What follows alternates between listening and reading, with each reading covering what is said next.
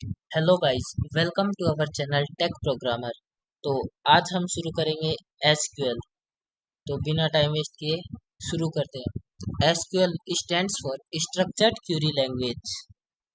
It is a language that enables you to create and operate on relational databases. It is the standard language used by almost all the databases and vendors. It is pronounced as SQL. Original version was developed by IBM Elmenden Research Center. Latest ISO standard of SQL was released in 2008 and named as SQL 2008. ये SQL के features हैं। Allows creating, modifying a database structure, changing security, permitting users for working on database, querying database, inserting, modifying, deleting the database content. ये SQL के कुछ features थे। आगे चलते हैं। अब देखते हैं माई एसक्यूएल एलिमेंट्स। इसमें पहला है लिटरल्स, फिर है डेटा टाइप्स, फिर है नल्स और फिर से कमेंट। तो पहला देखते हैं इसमें लिटरल्स। तो लिटरल्स होता है कोई फिक्स्ड वैल्यू या कांस्टेंट वैल्यू। हमने 11th में भी पढ़ा था लिटरल्स। इट में बी कैरेक्टर, न्यूमेरिक और date type. Character and date time literals are always in single quotation marks, whereas numeric literals must be without single quotation marks. आपको पता ही है डेट या टाइम या फिर है ना स्ट्रिंग होती है, उसे हम सिंगल कोट या फिर डबल कोट में लिखते हैं, पर न्यूमेरिक वैल्यू को हम विदाउट कोट लिखते हैं। ये कुछ एग्जांपल दे रखे हैं। ये स्ट्रिंग, ये इंटीजर, ये फ्लोट, ये डेट, डेटा टाइप। और date and type are always in format. हमेशा माई एसक्यूएल में हमारा डेट और टाइम का फॉर्मेट ये रहेगा, पहले ईयर, फिर मंथ, फिर डेट। जनरली हम लिखते हैं पहले डेट, मंथ, ईयर, लेकिन इसमें उल्टा चलता है माई एसक्यूएल में। ठीक है। फिर आगे स्पेशल कैरेक्टर, बैकस्लैश, ये आपने पाइथन में पहले 11th में पढ़ा था, ये आपको पता ही है। फिर आगे चलते हैं। Data type. Data type means the type of value and type of operation we can perform on data. For example, numeric value we can store numbers and perform all operation. तो डेटा टाइप में हम operation perform कर सकते हैं। और MySQL support करता है 3 category of data type: numeric, date and time and string type. तो पहला देखते हैं न्यूमेरिक डेटा टाइप। इसमें हमारे कोर्स में 3 डेटा टाइप है। पहला है इंटीजर, और दूसरा है फ्लोट, और तीसरा है डेट। नहीं, दो कैरेक्टर, वेर कैरेक्टर, डेट, ये है हमारे कोर्स में। तो हम पहले देखते हैं इंटीजर। इंटीजर आपको पता ही है, विदाउट फ्रैक्शनल होते हैं, विदाउट डेसिमल पार्ट के, और ये बाय डिफॉल्ट होते हैं 11 डिजिट के। ध्यान रखिएगा 11 डिजिट का होता है। अगला देखते हैं हमारे कोर्स में है फिर फ्लोट है। तो फ्लोट होता है रियल नंबर होते हैं। फ्लोट आपको पता ही है डेसिमल में होता है, और इसमें 2 पार्ट होते हैं। इसमें होता है एक तो एम एंड एक होता है डी।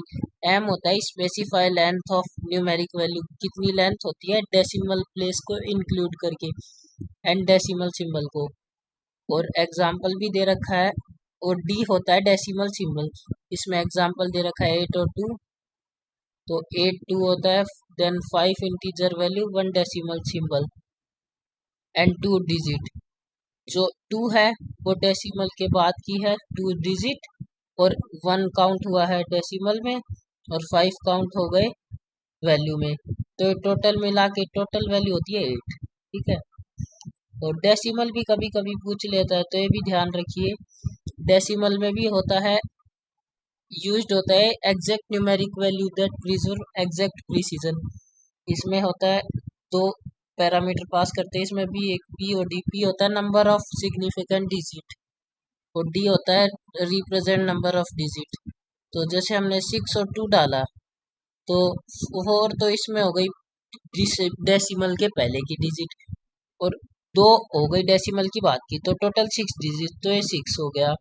और ये 2 मतलब जो डेसिमल के बाद जितनी वैल्यू होगी उतनी इस पैरामीटर में होगी। तो 2 डाली हमने, तो पॉइंट के बाद 2 डिजिट। ठीक है, तो आपको समझ आ गया होगा। फिर आगे देखते हैं। इसमें हमारे कोर्स में सिर्फ डेट है, तो डेट आपको पता ही है, माई एसक्यूएल में हमें उल्टा लिखना है, पहले ईयर लिखना है, फिर मंथ लिखना है और फिर डेट लिखनी है। ठीक है, इसमें यही ध्यान रखना है। फिर आगे देखते हैं, ये हमारे कोर्स में नहीं है। फिर ये हमारे कोर्स में है कैरेक्टर और वेर कैरेक्टर। वेर कैरेक्टर 2 हमारे कोर्स में नहीं है, तो हम इसे नहीं पढ़ेंगे। अब कैरेक्टर देखते हैं। कैरेक्टर में फिक्स्ड लेंथ होती है स्ट्रिंग की, 1 से लेके 255 तक कैरेक्टर्स तक हम इसमें असाइन कर सकते हैं। It always occupy m size for each data. For example, if size is char for 20 and we store value mobile, तो इसमें है ना जितनी हम वैल्यू डालते हैं ना, तो वो सारी यूज हो जाती है। चाहे हम है ना उसमें कम यूज करें तो बाकी मेमोरी वेस्ट हो जाती है इसमें। ठीक है, वही बात कह रखी है इसमें कि है ना बाकी मेमोरी वेस्ट हो जाती है। तो mostly use in the case of your data is insert of fixed like grade या एम्प्लॉय कोड। इन जब हमें फिक्स वैल्यू पता होती है कि ये इतने कैरेक्टर में आ जाएगी, तो हम कैरेक्टर यूज करते हैं। ठीक है, अब वेर कैरेक्टर देखते हैं। ये हम यूज करते हैं वेरिएबल लेंथ। जब हमें लेंथ नहीं पता होती कि कितने कैरेक्टर का है, तो हम ये यूज करते हैं। इसमें मेमोरी का वेस्ट नहीं होता।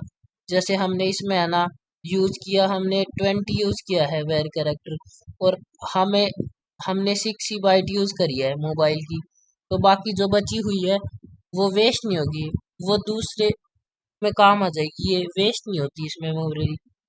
और इसमें होता है 1 से लेके 65,535 तक होती है माई एसक्यूएल के इस वर्जन में, और नए वर्जन में और हो जाती है चेंज।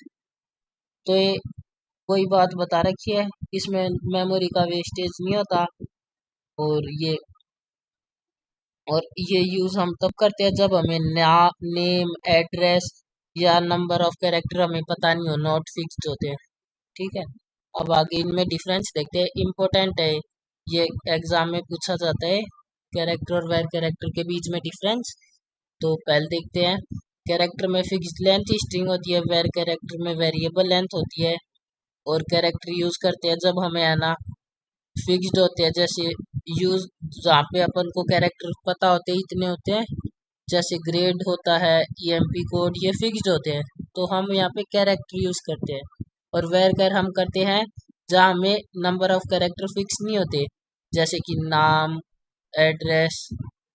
ठीक है, और फिर होता है कैरेक्टर फास्ट होता है, क्योंकि इसमें मेमोरी एलोकेशन का टाइम नहीं होता, इसमें मेमोरी वेस्ट हो जाती है, दूसरे को ट्रांसफर नहीं होती, इसलिए फास्ट होता है। और वेर कैर होता है स्लो, क्योंकि ये अपने साइज के हिसाब से मेमोरी यूज करता है और बाकी बची हुई मेमोरी दूसरे में काम ले लेता है, तो ये थोड़ा स्लो होता है। और कैरेक्टर में आते हैं फिर, ये कैरेक्टर टेक्स में और मेमोरी, जैसे हमने इसमें कैरेक्टर में 20 डाला, तो हमने फिर 6 ही कैरेक्टर यूज किए, तो बाकी वेस्ट हो गए, तो इसलिए है ना मोर मेमोरी यूज करता है। और इट टेक्स लेस स्पेस। अगर हमने इसमें 20 डाला वेर कैर 20, तो इसमें हमने 6 कैरेक्टर यूज किए, तो बाकी मेमोरी दूसरे के काम आ जाएगी, तो इसमें लेस स्पेस यूज होता है, वेस्ट नहीं होती, तो इसमें मेमोरी का वेस्टेज नहीं होता। आगे देखते हैं। Null value. नल नल होता है मिसिंग इंफॉर्मेशन।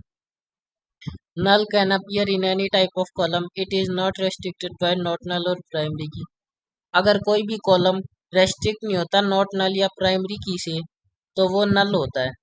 और ये ध्यान रखे हमेशा, नल ना तो जीरो होता है ना स्पेस होता है। नल का मतलब होता है कुछ भी नहीं, नथिंग। नल मीन्स नथिंग। ठीक है, और नल यूज होता है सिचुएशन इफ हमें किसी की है ना, जैसे email ID not available, missing information होती है ना, तो हम नल यूज करते हैं। हमें किसी की इंफॉर्मेशन नहीं पता, तो उस जगह हम नल यूज करते हैं। नल मतलब मिसिंग वैल्यू। फिर आते हैं कमेंट्स पे। कमेंट से जनरली क्वेश्चन नहीं आएगा इस बार, पर देख लेते हैं। कमेंट होता है, आपने पढ़ाई है पाइथन में, वही चीजें हैं। कमेंट इससे भी स्टार्ट होता है, इस सिंबल से भी होता है। और कमेंट इस सिंबल से भी होता है, हर्ष सिंबल से भी होता है, तो हम इसमें भी कमेंट डाल सकते हैं। तो फिर आगे देखते हैं। अब आता है DDL। DDL होता है stands for data definition language. इसके अंदर हम कर सकते हैं, it allows to create database object like creating a table, view और any other database object. The information about created objects are stored in a special file called data dictionary. इसमें हम objects को क्रिएट कर सकते हैं, table create कर सकते हैं और व्यू कर सकते हैं द डेटाबेस ऑब्जेक्ट्स को। और data dictionary contain Meta data. Meta data भी होता है डेटा के अंदर data. While creating a table, DDL allows to specify name of the table, attribute, data types of each attribute may define range of values that attribute can store, etc. DDL commands के अंदर हम जो change करते हैं, modification करते हैं, वो हम फिजिकल स्ट्रक्चर्स में कर सकते हैं, डेटा में नहीं कर सकते। हम ओनली फिजिकल स्ट्रक्चर्स में कर सकते हैं। और इसमें कुछ कमांड्स है, ये ध्यान रखिएगा। DDL की कमांड होती है क्रिएट, अल्टर, ड्रॉप। ये ध्यान रखिएगा, पेपर में पूछते हैं। कमांड्स ऑफ DDL होती है क्रिएट, अल्टर, ड्रॉप। ठीक है। फिर अगला देखते हैं DML command. DML stands for data manipulation language. ठीक है। इसके अंदर हम डेटा में फिजिकल स्ट्रक्चर में चेंज नहीं करते, इसमें हम डेटा के अंदर चेंज कर सकते हैं। तो हम इसमें डेटा को रिट्राइव कर सकते हैं, इंसर्ट कर सकते हैं, मॉडिफाई कर सकते हैं और डिलीट कर सकते हैं। ये चीज़ें दे रखी है, तो हम इसमें ये कर सकते हैं। तो हम डेटा में चेंज कर सकते हैं, फिजिकल स्ट्रक्चर में नहीं कर सकते। तो ये हमारा DML हो गया। इसमें मेजर इसकी कमांड्स है select, insert, update and delete. ये कमांड्स ध्यान रखिएगा, ये पूछते हैं। और difference between DDL and DML आप कर सकते हैं कि DDL में हम फिजिकल स्ट्रक्चर में चेंज करते हैं और DML में डेटा में चेंज करते हैं। और DDL में हम करते हैं क्रिएट डेटाबेस करते हैं, क्रिएट टेबल करते हैं और व्यू करते हैं अदर डेटाबेस ऑब्जेक्ट को। और DML में हम रिट्राइव करते हैं, इंसर्शन करते हैं, मॉडिफिकेशन और डिलीशन करते हैं। और इसके एग्जाम्पल में आप लिख सकते हैं मेजर कमांड्स ऑफ DDL की क्रिएट, अल्टर, ड्रॉप। और मेजर कमांड है इसकी एग्जाम्पल में लिख सकते हैं DML की select, insert, update and delete. तो ये कुछ डिफरेंस हो गए। अब आगे देखते हैं कंस्ट्रेंट और DDL कमांड और DML कमांड्स देखते हैं। ए कंस्ट्रेंट रेफर्स टू कंडीशन और लिमिटेशन। आपने मैथ में भी पढ़ा होगा, कंस्ट्रेंट होते हैं कंडीशन या लिमिटेशन होती है कंस्ट्रेंट, जो हम अप्लाई करते हैं किसी कॉलम पे for correct information entered in table. MySQL हमें अलाउ करता है दो मेथड से कंस्ट्रेंट लगाने पे। एक तो at the time of table creation, at after table creation. या तो टेबल बनाने के टाइम या फिर टेबल बनाने के बाद, और किसी टाइम पे हम कंस्ट्रेंट नहीं लगा सकते। ये कुछ कंस्ट्रेंट्स हैं। हमारे सिलेबस में 3 कंस्ट्रेंट है सिर्फ, प्राइमरी की, यूनिक और नॉट नल। डिफ़ॉल्ट हमारे सिलेबस में नहीं है, तो हम ये नहीं करेंगे। तो पहले देखते हैं प्राइमरी की। प्राइमरी की क्या होती है? प्राइमरी की इंश्योर करती है कि यूनिक वैल्यू कोई भी कॉलम में है ना, डुप्लीकेट डेटा नहीं आए। अगर हमने किसी कॉलम को प्राइमरी की बनाया है तो उसमें डुप्लीकेट डेटा नहीं आ सकता, उसमें हम यूनिक वैल्यू ही डाल सकते हैं। और ओनली वन प्राइमरी की पॉसिबल इन ए रिलेशन, मतलब एक टेबल में हम एक से ज़्यादा प्राइमरी की नहीं बना सकते। ठीक है। और प्राइमरी की ये भी ध्यान रखते हैं, प्राइमरी की अगर हमने किसी कॉलम को बनाया तो उसमें वैल्यू डालनी मस्ट है, हम उसे नल नहीं रख सकते कॉलम डेटा को। फिर देखते हैं यूनिक।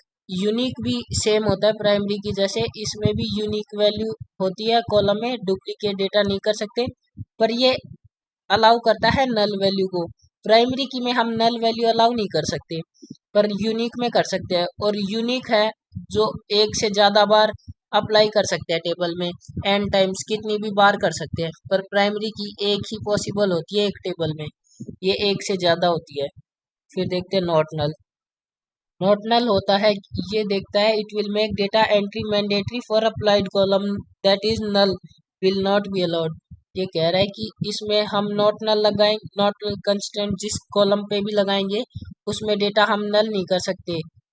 ठीक है, उसमें नल नॉट बी अलाउड होता है। ठीक है। ये हमारे कंस्ट्रेंट्स हो गए। इसमें कुछ एग्जाम्पल है। अब देखिए हम चेक करते हैं प्राइमरी की काम कर रही है कि नहीं। तो देखिए हम इसमें डुप्लीकेट डेटा डाल रहे हैं, 1 पहले से है और हम 1 दोबारा डाल रहे हैं। तो ये दिखा दिया इसने डुप्लीकेट एंट्री की प्राइमरी, तो ये नहीं लेगा डेटा। और नॉट नल चेक कर लेते हैं काम कर रहा है कि नहीं। तो हमने नल डाल के देखा तो इसमें दिखा दिया कि ना कैनॉट बी नल, तो हमारा नॉट नल भी काम कर रहा है। ठीक है, ये हमारे कंस्ट्रेंट्स हो गए खत्म। अब देखते हैं एसक्यूएल कमांड्स देखते हैं। एसक्यूएल कमांड्स होती हैं, they have special meaning in SQL, they are the commands in my SQL. Keywords को ही हम कमांड्स कहते हैं। क्लोज होती हैं, they are use to support my SQL commands like from where etcetera. ये आर्ग्यूमेंट्स हैं, ये हम आगे अभी डिस्कस करते हैं। चलिए आगे देखते हैं। अब ये कुछ कमांड्स है माई एसक्यूएल में, ध्यान से देखिएगा आप। पहली है क्रिएट डेटाबेस और फिर डेटाबेस का नाम। हम अब माई एसक्यूएल चलाते हैं। अगर आपने माई एसक्यूएल इंस्टॉल नहीं कर रखी तो इंस्टॉल कर लीजिए नेट पे से, और फिर हम क्वेश्चन करेंगे इस पे भी। तो माई एसक्यूएल आप इंस्टॉल कर लेंगे नेट से डाउनलोड करके और फिर पासवर्ड डालेंगे, फिर हमारे माई एसक्यूएल ओपन हो गया। अब इसमें हम कमांड्स चलाएंगे। तो पहली कमांड है हमारी क्रिएट डेटाबेस, डेटाबेस नेम। जैसे डेटाबेस अब डालते हैं, देखिए क्रिएट डेटाबेस, और डेटाबेस का नेम कुछ भी हो सकता है। जैसे हम डालते हैं प्रोग्राम, ठीक है। और उसके बाद ध्यान रखिएगा कोई भी क्यूरी होती है, ये हमने जो लाइन लिखी है ये इसे बोलते हैं क्यूरी। हम कोई भी क्यूरी लिखते हैं तो वो टर्मिनेट होती है सेमीकोलन से, ध्यान रखिएगा। अगर हम सेमीकोलन नहीं लगाएंगे तो हमारी क्यूरी कंप्लीट नहीं होगी और उसका हाफ मार्क्स भी कट सकता है। तो ये सेमीकोलन लगाना ध्यान रखें। तो ये लगाए तो हमारा डेटाबेस क्रिएट हो गया। और हमें चेक करना है to see list of databases की पहले से इसमें कौन कौन से डेटाबेस बने हुए हैं। तो हम पहले देखते हैं शो डेटाबेसेस। तो इसमें डेटाबेसेस लगाना है, लास्ट में एस भी लगाना है क्योंकि एक से ज़्यादा हो सकते हैं। तो शो डेटाबेसेस, तो हमारे पास लिस्ट आ गई डेटाबेस की। अगर एग्जाम में पूछे कि which command we use to see list of databases, तो हमें लिखना है शो डेटाबेसेस। सारी लिस्ट आ गई हमारे पास जितने डेटाबेस बने हुए हैं। और हमने अभी बनाया क्रिएट डेटाबेस प्रोग्राम। अगर हमें नया डेटाबेस बनाना है तो हमें ये कमांड लिखनी होगी क्रिएट डेटाबेस और फिर डेटाबेस का नाम। ठीक है, तो हमारा प्रोग्राम डेटाबेस बन चुका है। और ये फिर अगली कमांड देखे है ड्रॉप डेटाबेस, डेटाबेस नेम। अगर हमें कोई डेटाबेस को डिलीट करना है तो हम यूज करते हैं ड्रॉप डेटाबेस और डेटाबेस का नाम। जैसे रफ वाला हम डिलीट करते हैं, रफ डेटाबेस बना हुआ है, टर्मिनेट करते हैं और ये डिलीट हो गया। अब हमें चेक करना है कि ये रफ डेटाबेस डिलीट हुआ कि नहीं, तो हम दोबारा लिखेंगे शो डेटाबेसेस। अब इसमें रफ लिखा नहीं आया, मतलब हमारा रफ डेटाबेस डिलीट हो चुका है। ठीक है, ये हमारा ड्रॉप डेटाबेस भी हो गया। अब हमें देखना है यूज। अब हमने बनाया हमारा प्रोग्राम डेटाबेस बनाया, तो हमें अब उस पे काम करना है। तो हम करेंगे यूज और डेटाबेस का नाम, हमने बनाया प्रोग्राम तो यूज प्रोग्राम, फिर टर्मिनेट करेंगे सेमीकोलन से। अगर क्वेश्चन में आए कि हमने डेटाबेस बनाया है और हमें उस पे वर्क करना है, तो हमें काम करने के लिए उसको यूज करना पड़ेगा। तो हमें कमांड लिखनी है यूज और फिर डेटाबेस का नाम। ठीक है, तो ये हमारी ये यूज वाली कमांड भी हो गई। अब अगली कमांड देखते हैं create table and show table. तो हमने डेटाबेस बना लिया, तो हम इसमें चेक करते हैं कि कोई टेबल बनी हुई है कि नहीं, तो हम यूज करेंगे शो टेबल्स। ठीक है, तो इसमें एम्प्टी सेट लिखा गया, मतलब इसमें कोई भी टेबल पहले से नहीं बनी हुई। तो हमें टेबल बनाने की कमांड दे रखी है क्रिएट टेबल और फिर टेबल नेम, फिर कॉलम का नाम, फिर डेटा टाइप और फिर कॉलम, फिर कॉमा लगा के दूसरा कॉलम नेम डेटा टाइप। ठीक है, तो हम बनाते हैं जैसे टेबल क्रिएट करते, क्रिएट टेबल, फिर टेबल का नाम जैसे हमने डाला टेबल का नाम, डाला हमने स्कूल, स्कूल टेबल बनाई। फिर लिखते हैं कॉलम का नाम डालेंगे ईएमपी नंबर, फिर डेटा टाइप डालना है ईएमपी नंबर, फिर डेटा टाइप डालना है जैसे इंटीजर। ये बाय डिफॉल्ट 11 डिजिट तक लेता है इंटीजर, अगर हम नहीं डालेंगे और हमें मान लीजिए कम में लेना है, 5 वैल्यू तक यूज करनी है तो हम 5 डाल देंगे, नहीं ये बाय डिफॉल्ट 11 डिजिट तक लेता है। ठीक है, फिर कॉमा लगाएंगे, फिर अगला डेटा टाइप लिखेंगे नेम, फिर इसका डेटा टाइप लिखना है वेर कैर लिखते हैं। कैर भी यूज कर सकते हैं पर वो मेमोरी वेस्टेज करेगा, और हमें कितने पैरामीटर तक चाहिए, 20 तक ले लेते हैं। फिर अगला यूज करते हैं, अगला कॉलम का नाम DEPT, इसमें भी यूज करते हैं वेर कैर, मेमोरी का वेस्टेज नहीं होता वेर कैर में, इसको भी 20 तक ही यूज करते हैं। और फिर देखते हैं सैलरी, सैलरी इंटीजर में ले लेते हैं। अगर हम इसमें कुछ नहीं डालेंगे, पैरामीटर पास नहीं करेंगे तो बाय डिफॉल्ट 11 डिजिट तक ले लेगा, आपको पता ही है। ठीक है, तो ये हमारी बन गई। ये ध्यान रखिएगा जब भी आप बनाएंगे तो स्टार्टिंग में एक ब्रैकेट लगाएंगे और एंड में भी आपको एक ब्रैकेट लगाना पड़ेगा टर्मिनेट होने से पहले, तभी हमारी ये टेबल बनेगी, वरना नहीं बनेगी। ये हमने स्टार्टिंग में लगाया, एंड में भी एक लगाया, फिर टर्मिनेट करेंगे तो हमारी टेबल क्रिएट हो जाएगी। अब हमारी टेबल क्रिएट हो गई। ऐसे टेबल क्रिएट करने का सिंटैक्स है, ध्यान रखिए। अब देखते हैं हमारी टेबल क्रिएट हुई कि नहीं, हमें कैसे पता चले, तो उसके लिए भी एक कमांड है डिस्क्राइब, या तो आप DESC लिख सकते हैं या फिर डिस्क्राइब पूरा भी लिख सकते हैं। तो हम चेक करते हैं हमारी टेबल बनी नहीं, इसकी कमांड है डिस्क्राइब DESC और फिर टेबल का नाम, टेबल का नाम था स्कूल, तो हमने स्कूल डाला। फिर देखते हैं ये, तो हमारी टेबल बन चुकी है, तो हमारा स्ट्रक्चर आ चुका। अब अगर क्वेश्चन में आए कि हमने एक टेबल बनाई और चेक करना है वो टेबल बनी कि नहीं, तो हम यूज करेंगे डिस्क्राइब और फिर टेबल नेम। और या फिर क्वेश्चन आए कि हमने एक टेबल बनाई है और हम उसका फिजिकल स्ट्रक्चर देखना चाहते हैं, तो हम डिस्क्राइब यूज करेंगे। हम कोई भी टेबल का फिजिकल स्ट्रक्चर देखना चाहते हैं तो उसके लिए हम डिस्क्राइब कमांड यूज करेंगे। ठीक है, तो फिर आगे देखते हैं अब इसमें इंसर्ट रिकॉर्ड, इंसर्ट कमांड। तो इंसर्ट कमांड हम यूज करते हैं, हमने टेबल तो क्रिएट कर ली पर उसमें डेटा नहीं डाला, तो अब हम डेटा डालेंगे तो उसके लिए इंसर्ट कमांड यूज करते हैं। उसका सिंटैक्स है इंसर्ट इनटू और फिर टेबल नेम, टेबल का नाम है स्कूल। ठीक है, अभी टर्मिनेट नहीं करेंगे, टर्मिनेट हमेशा लास्ट में करते हैं, जब कमांड पूरी हो जाती है क्यूरी उसके लास्ट में टर्मिनेट करते हैं, तो अभी नहीं करेंगे। फिर हम इसमें लिखेंगे वैल्यूज, इसमें ध्यान रखिएगा वैल्यूज लिखते हैं, फिर लगाएंगे पैरेंथेसिस। फिर हमने पहला डाला ईएमपी नंबर, पहला है इसमें इंटीजर, इंटीजर में 1 डाल दिया। फिर इसमें डाला नेम, नेम में कोट लगाना पड़ेगा, कोट में लिखेंगे रवि, कोई भी नाम डाल सकते हैं।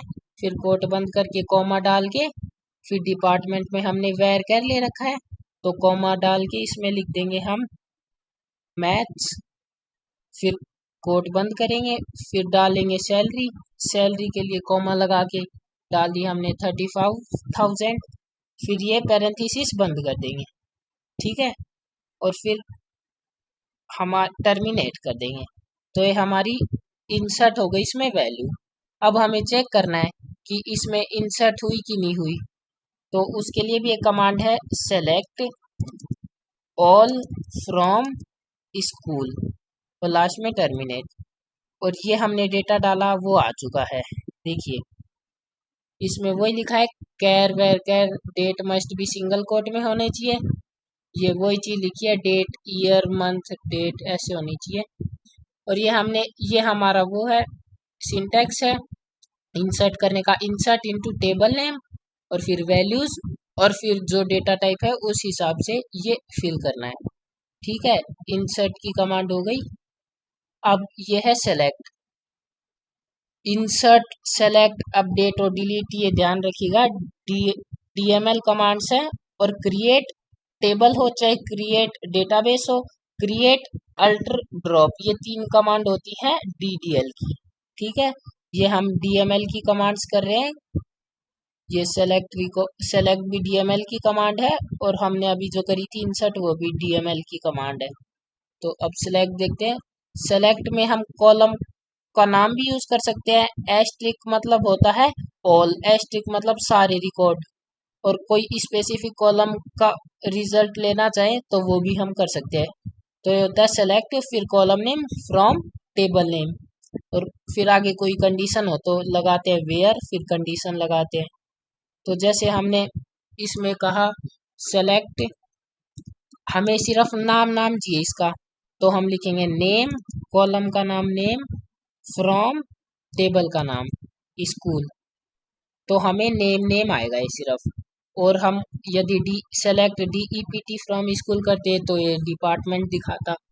तो ये हम सिर्फ एक से ज़्यादा कॉलम भी कर सकते हैं। जैसे हम सेलेक्ट करते हैं EMP नंबर, और हमें चाहिए सैलरी, और फिर चाहिए हमें नेम, फिर डालेंगे फ्रॉम, फिर स्कूल।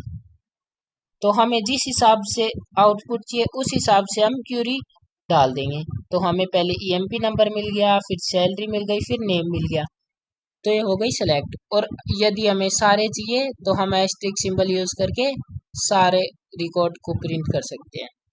ठीक है, ये हमारी सेलेक्ट कमांड भी हो गई।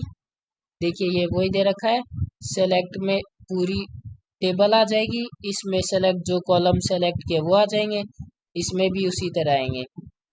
ठीक है, अब हम आते हैं DDL कमांड पे, एल्टर कमांड। एल्टर में हम करते हैं ऐड करते हैं नए कॉलम को, और ड्रॉप भी करते हैं, मॉडिफाई भी करते हैं, चेंज भी करते हैं, और ऐड। हमारे सिलेबस में है तीन कमांड है एल्टर में, alter add, alter modify, alter drop. ठीक है, तो हम पहले देखते हैं एल्टर ऐड। एल्टर में देखिए आप, पहले हमें टेबल बनाई हुई है, जैसे हमारी टेबल देखते हैं स्कूल, हमने बनाई हुई है स्कूल टेबल। तो पहले स्कूल टेबल को प्रिंट कर लेते हैं, ये हमारी टेबल है। ठीक है, स्कूल टेबल। तो अब हम इसमें देखते हैं एल्टर। तो एल्टर का होता है एल्टर, इसका वो होता है सिंटेक्स एल्टर, फिर टेबल, और फिर टेबल का नाम स्कूल। ठीक है, ये सब में सेम होता है। फिर हमें ऐड करना है, एल्टर ऐड।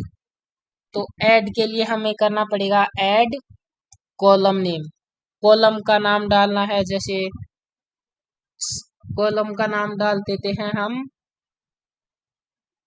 वो डाल देते हैं EMP नेम ही डाल देते हैं, ऐड EMP नेम। फिर इसका डेटा टाइप भी डालना पड़ेगा, तो varchar ले लेते हैं, और इसमें भी डाल देते हैं 30 डाल देते हैं, फिर टर्मिनेट कर देंगे, तो ये ऐड हो गया।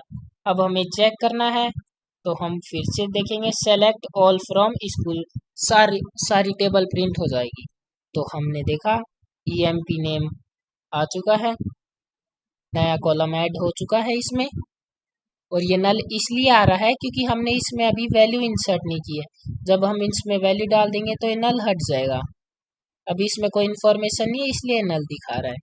ठीक है, तो ये हमने ऐड करना सीख लिया। कोई भी हमें फिजिकली स्ट्रक्चर है, हम डेटा में चेंज नहीं कर रहे हैं, इसीलिए DDL कमांड है। DDL कमांड से हम सिर्फ स्ट्रक्चर में चेंज करते हैं, और जो हमने अभी इंसर्ट सेलेक्ट ये यूज किए थे डेटा में चेंज हो रहे थे, पर ये स्ट्रक्चर में चेंज हो रही है, तो इसीलिए DDL कमांड से। तो हमने देख लिया एल्टर ऐड, हमने करके देख लिया, ये हमारा नया कॉलम ऐड हो गया। अब हम देखेंगे अल्टर मॉडिफाई, ये रहा अल्टर टेबल मॉडिफाई। अब हमें मॉडिफाई करना है, जैसे यही सेम कमांड है अल्टर टेबल। इसमें ध्यान रखिएगा एक केस सेंसिटिव लैंग्वेज नहीं है, इसमें कैपिटल या फिर स्मॉल का कोई फर्क नहीं पड़ता। पाइथन में फर्क पड़ता है, क्योंकि पाइथन केस सेंसिटिव होती है, उसमें स्मॉल कैपिटल उसके हिसाब से डालना पड़ता है। इसमें हम कैसे भी डाल सकते हैं कैपिटल स्मॉल, इसमें कोई दिक्कत नहीं है। ठीक है, इसमें घबराने की जरूरत नहीं है आपको। तो ये एल्टर टेबल, फिर टेबल का नाम है स्कूल, सेम सिंटेक्स रहेगा पहली लाइन।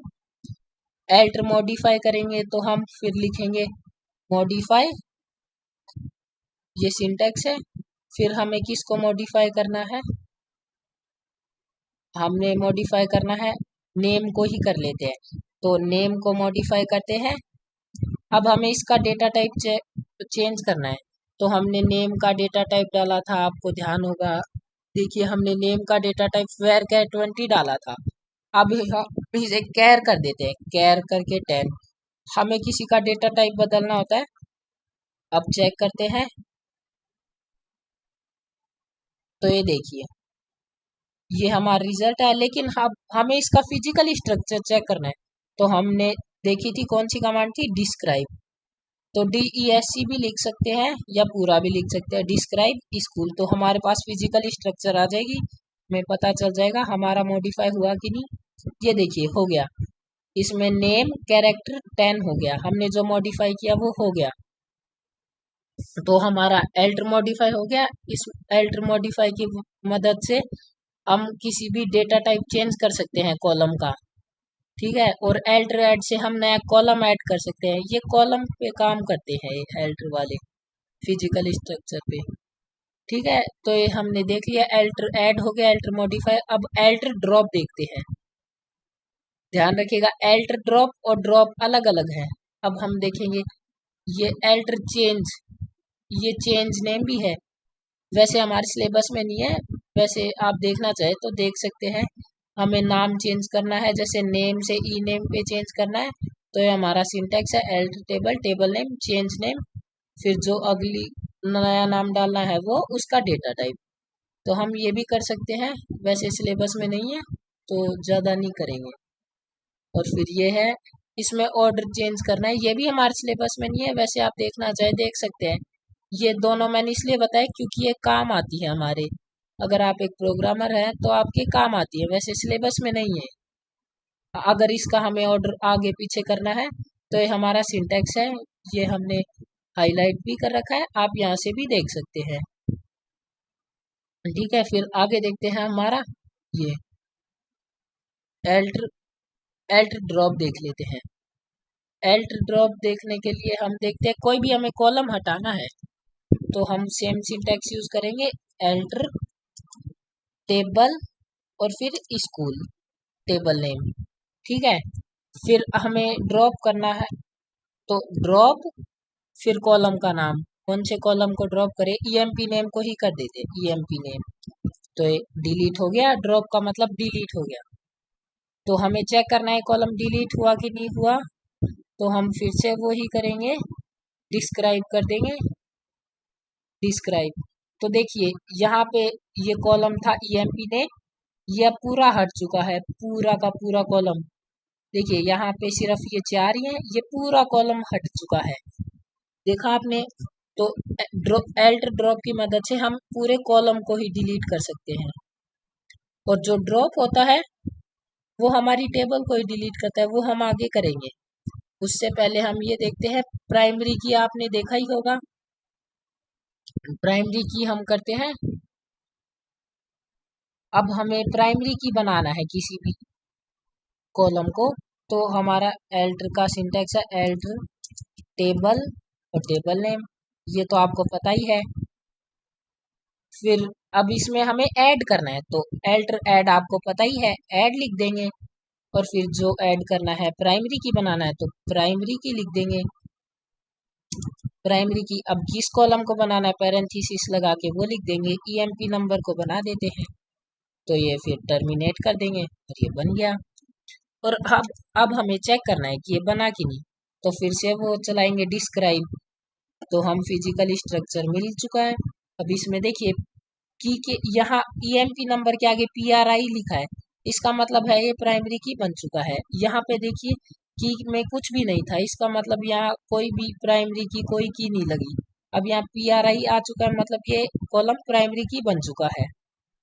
और अब हमें ये प्राइमरी की को हटाना है, तो हम ड्रॉप प्राइमरी की को हटा भी सकते हैं एल्टर की मदद से, एल्टर ड्रॉप से हटाएंगे, एल्टर टेबल स्कूल। फिर देखते हैं ड्रॉप प्राइमरी की, क्योंकि प्राइमरी की एक ही पॉसिबल होती है एक टेबल में, तो हम डायरेक्ट ड्रॉप प्राइमरी की लिख सकते हैं। करते हैं, ये हट गई। अब हमें चेक करना है ठीक ही नहीं, तो फिर से हम डिस्क्राइब करके स्ट्रक्चर देखेंगे टेबल की। देखिए यहाँ PRI प्राइमरी की यहाँ कोई की नहीं है, मतलब यहाँ से प्राइमरी की डिलीट हो चुकी है। अब इस कॉलम पे कोई प्राइमरी की नहीं है, यहाँ से कंस्टेंट हट चुका है। ठीक है, तो हमने एल्टर ऐड देख लिया, एल्टर मॉडिफाई देख लिया, एल्टर ड्रॉप देख लिया, तीनों चीज देख ली। और प्राइमरी की को ऐड करना, प्राइमरी की को डिलीट करना, ये भी देख चुके हैं हम। ठीक है, अब आगे देखते हैं drop table. Drop, alter drop और ड्रॉप अलग है। मैंने आपको कहा था जो एल्टर ड्रॉप होता है वो कोई पर्टिकुलर कॉलम को डिलीट करता है, पर जो ड्रॉप होता है वो पूरी टेबल को ही डिलीट कर देता है। हमने एक टेबल बनाई थी छोटी सी, जो हमने बनाया था, इस टेबल को हम कर देते हैं डिलीट। तो हम डालेंगे ड्रॉप, टेबल का नाम ड्रॉप टेबल।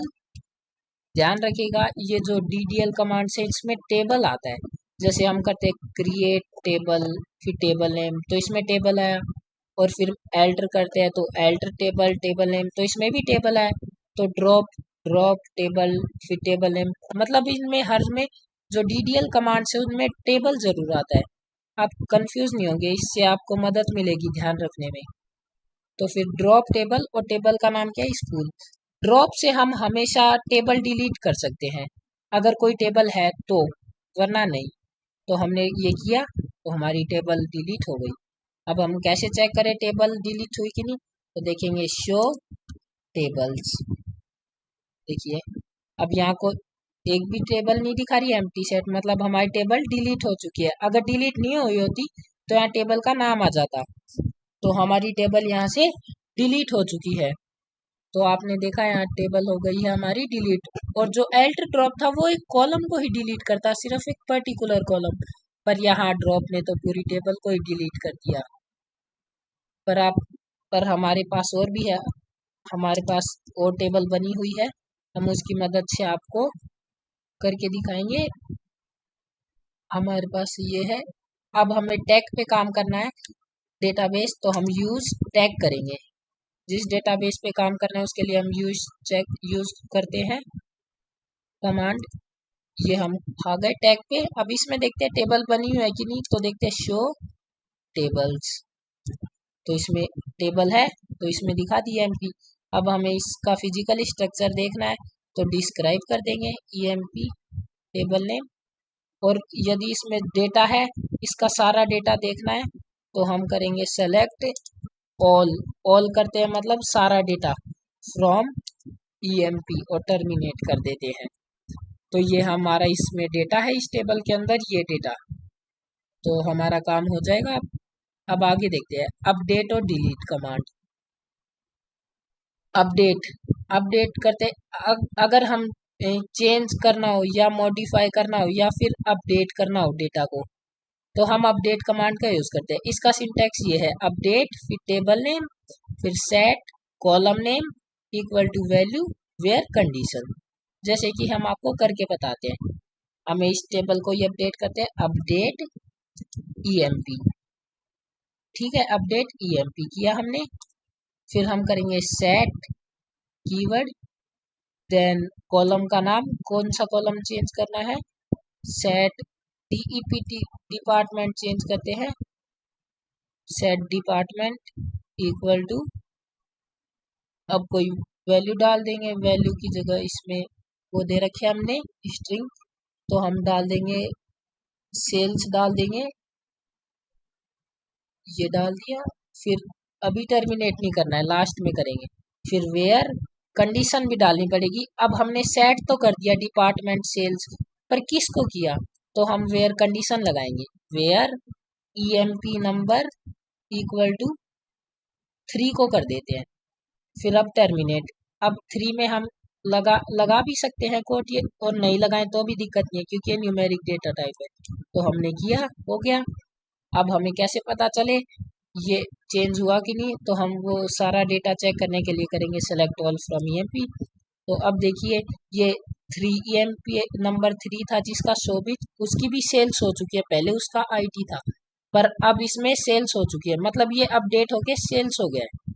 इसी तरह हम डेटा को मॉडिफाई कर सकते हैं, हमें जिसको चेंज करना है वो लिख देंगे, फिर अगली लाइन में कंडीशन लिख देंगे किसका चेंज करना है। ठीक है, तो इसी तरह हम कर देंगे। और हमें एक से ज़्यादा का करना है तो भी हम कर सकते हैं, सेम चीज़ है अपडेट। अब इसमें भी हम सेम कमांड यूज़ करेंगे, अपडेट ईएमपी, फिर करेंगे सेट, हमें नाम करना है, जैसे सैलरी कर देते हैं, सैलरी इक्वल टू कर देते हैं हम सबकी सैलरी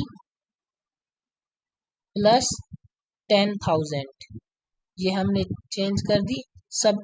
अब किसकी सैलरी बढ़ेगी 10,000 से, किसकी सैलरी में 10,000 इंक्रीमेंट होगा, तो हम कंडीशन डालेंगे वेयर, अब डाल देते हैं ईएमपी आईडी इक्वल टू, एक की डाल देते हैं, 3 की, 5 की, 6 की, इन सब की में ये सैलरी 10,000 जुड़ जाएगी।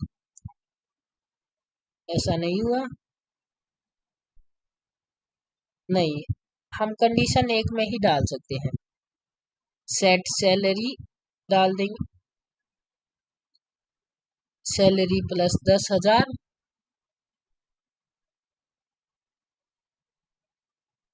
Where EMP ID equal to 1। ओहो, ईएमपी आईडी नहीं, ध्यान रखिए हम जो कॉलम का नाम है वो ही डालना पड़ेगा। हमारा कॉलम का नाम है ईएमपी नंबर, हम ईएमपी आईडी डाल रहे हैं इसलिए वो दिक्कत आ रही थी, इसमें डरने वाली कोई बात नहीं है। देखिए इसमें हम एक ही का चेंज कर सकते हैं, एक से ज्यादा करेंगे तो गड़बड़ हो जाएगी। ये देखिए हम ईएमपी नंबर 1 का 10,000 से इंक्रीमेंट कर देते हैं तो हो गया। अब देखते हैं हुआ कि नहीं, तो फिर वही लिखेंगे select all from EMP table name. अब देखते हैं इसमें रवि के थे पहले कितने थे, 24,000 थे, पर अब 34,000 हो गए, 10,000 का इंक्रीमेंट हो गया, तो हमारा अपडेट वाला काम कर गया। अब हम देखेंगे सेट सैलरी है हमारा बिल्कुल सही हो गया है। अब हम देखेंगे डिलीट कमांड। डिलीट कमांड हम यूज करते हैं जब हमें कोई रो को डिलीट करना होता है, और हम जब एल्ट ड्रॉप यूज करते थे तो वो कॉलम को डिलीट करता था, इस कॉलम को, पर हम डिलीट यूज करेंगे तो एक सिर्फ रो को करेगा, रो को। तो डिलीट हम यूज करते हैं किसी रो को डिलीट करना है, इसका सिंटेक्स है delete from table name where condition. हम करते हैं, देखिए डिलीट फ्रॉम, ये देखिए अपडेट और डिलीट, ये डीएमएल कमांड्स है, ये कमांड्स याद रखिएगा कौन सी डीडीएल है और डीएमएल, हम डेटा में चेंज कर रहे हैं तो ये डीएमएल कमांड्स है, ध्यान रखिए। डिलीट फ्रॉम टेबल नेम है ईएमपी, फिर कंडीशन लगाएंगे किसको डिलीट करना है, वेयर, हम नेम को भी डाल सकते हैं, डिपार्टमेंट को भी डाल सकते हैं, हम डालते हैं डीईपीटी, जिसका डिपार्टमेंट सेल्स है वो रो डिलीट हो जाएगी, तो हमने डाल दिया, तो 3 रो डिलीट हो गई। अब चेक करें तो वही क्यूरी डालेंगे सेलेक्ट ऑल फ्रॉम ईएमपी, तो ये देखिए जिसका डिपार्टमेंट सेल्स था वो रो डिलीट हो गई, ये एक इन तीनों में सेल्स था, ये तीनों रो डिलीट हो गई, ये 3 रो बची हैं। तो हम किसी एक रो को भी डिलीट कर सकते हैं, देखिए इसमें delete from EMP, where department की जगह हम डालते हैं इस बार ईएमपी नंबर डाल देते हैं, ईएमपी नंबर डाल देते हैं जिसका 5 है, वो रो डिलीट हो जाए, हमने किया। अब देखते हैं हुई कि नहीं, ये देखिए 5 जिसका ईएमपी नंबर 5 था वो रो डिलीट हो चुकी है, यहाँ सिर्फ 4 और 6 बचा है, तो हमारा डिलीट काम कर गया। अब हम आगे देखते हैं परफॉर्म सिंपल कैलकुलेशन, हमारे ऑपरेटर्स है एसक्यूएल में 3 है, एक तो मैथमेटिकल है, एक लॉजिकल है और एक है हमारा रिलेशनल। और रिलेशनल में आपने पढ़ाई है लेस देन, ग्रेटर देन, वो ही आते हैं। और लॉजिकल में नॉट, एंड, और mathematical addition, subtraction, multiply, divide, ये आपको पता ही है। ये देखिए कुछ मैथमेटिकल के ऑपरेशन है। सेलेक्ट 10 इंटू 2 करेंगे तो ये 20 आ जाएगा। देखिए आपको करके भी दिखा देते हैं। सेलेक्ट 10 इंटू 2, आप सेलेक्ट नहीं डालेंगे तो क्यूरी रन नहीं होगी, क्योंकि सेलेक्ट कीवर्ड है, इसी से ही क्यूरी रन होती है। देखिए 20 आ गया, हमारी ये काम कर रही है। और हम अगर डालें सेलेक्ट 10 इंटू 3 डिवाइड बाय 6 तो हमारा 5 रिजल्ट आया। अब 5 रिजल्ट आया तो आपको पता ही है कैसे आया। इसमें हमारा प्रीसीडेंस दे रखा है, ये हम ऐड भी कर सकते हैं, एडिशन वाला। ये हमारे मैथमेटिकल ऑपरेटर्स यूज किए हुए हैं ये सारे। देखिए एडिशन वाला, ये हमारा ऑपरेटर का प्रीसीडेंस है। इस मतलब सबसे प्रायोरिटी के हिसाब से ये पहले यूज होते हैं। तो ये हमारा प्रीसीडेंस है, ये देख लीजिए। इस हिसाब से हमारे ऑपरेटर यूज होते हैं इसमें। ये लेस देन, ग्रेटर देन, ये हमारे रिलेशनल ऑपरेटर आपने 11th में पढ़े ही थे। ये मैथमेटिकल है। ये लॉजिकल ऑपरेटर है, नॉट, एंड, और आपने पढ़े ही थे 11th में। पहले प्रायोरिटी नॉट की होती है, फिर एंड की, फिर और की। इसमें दे भी रखा है हाई से लो प्रायोरिटी। पहले हाई प्रायोरिटी सॉल्व होती है, फिर लो होती है, फिर उससे लो, आपको पता ही है। फिर अब हम आते हैं क्लॉज पे। तो वेयर क्लॉज, जब हम वेयर यूज कर रहे हैं तो वेयर हमारी क्लॉज ही है। अब हमने जैसे कोई भी सिलेक्ट किया, हमारी टेबल थी सेलेक्ट, ईएमपी टेबल थी, हमारा ये डेटा बचा ईएमपी के अंदर अभी। तो हम इसमें देखते हैं सेलेक्ट ऑल फ्रॉम ईएमपी, इतना लिख देते हैं, मतलब हमारा सारा डेटा आएगा इसमें। ऑल डाल देते हैं, मतलब सारा डेटा आएगा। अब देख कंडीशन लगानी है, वेयर, वेयर क्लॉज, तो वेयर अब कंडीशन लगानी है। अब कंडीशन में हम मैथमेटिकल यूज कर सकते हैं ऑपरेटर। सेलेक्ट सैलरी जिसकी ज़्यादा हो 4000 से, ये भी यूज कर सकते हैं। तो जिसकी 4000 से ज़्यादा थी, इसकी थी, ये आ गया। और हम यूज कर सकते हैं, ये भी यूज कर सकते हैं, सेलेक्ट नेम, अब नाम दिखाएगा। फिर कंडीशन लगाते हैं, वेयर ईएमपी नंबर जिसका 4 है, टर्मिनेट करेंगे। तो देखो विक्रम का ईएमपी नंबर 4 था तो विक्रम आ गया। और यदि हम ये डालें सेलेक्ट ईएमपी नंबर 1, तो 1 तो इसमें है ही नहीं, तो क्या दिखाना चाहिए, एम्प्टी सेट आ जाएगा, क्योंकि इसमें वो 1 बिलोंग ही नहीं कर रहा, सिर्फ 4 और 6 ईएमपी नंबर है, तो एम्प्टी सेट दिखाएगा। ठीक है, तो हमारी वेयर क्लोज है, इसमें हम रिलेशनल यूज कर सकते हैं, लॉजिकल यूज कर सकते हैं। एक हम आपको लॉजिकल ऑपरेटर का भी यूज करके दिखा देते हैं। जैसे हम करेंगे select name from EMP, where salary is, salary greater than 50,000,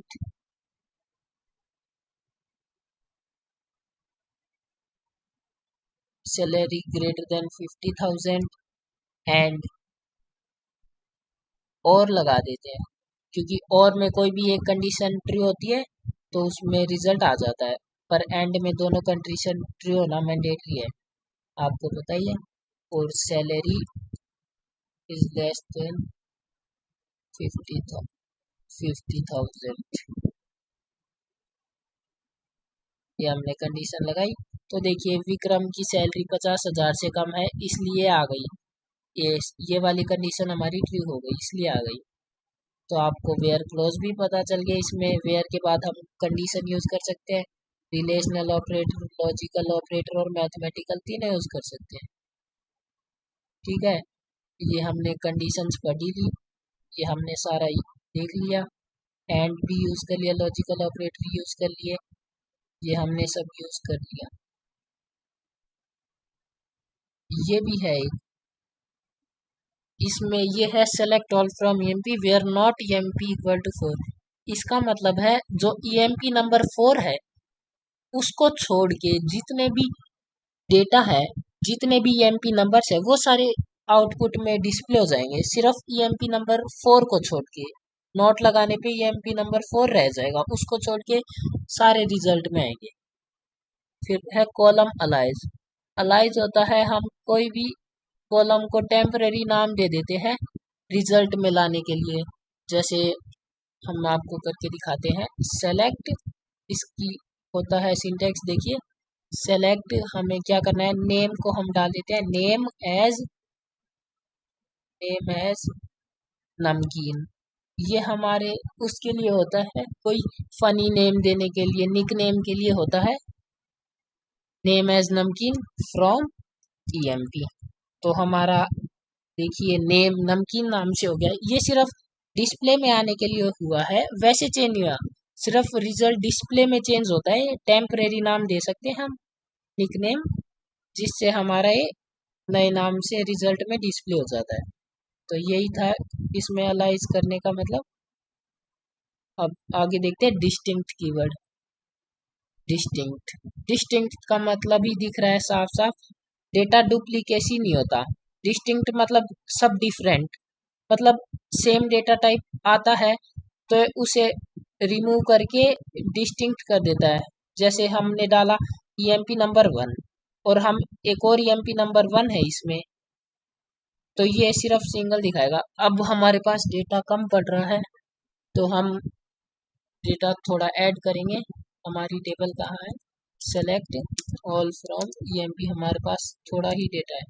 तो डेटा ऐड करने के लिए कमांड है इंसर्ट इनटू, फिर टेबल नेम ईएमपी वैल्यूज, फिर है ईएमपी नंबर डाल देते हैं 1, फिर नाम डाल देते हैं चंदन,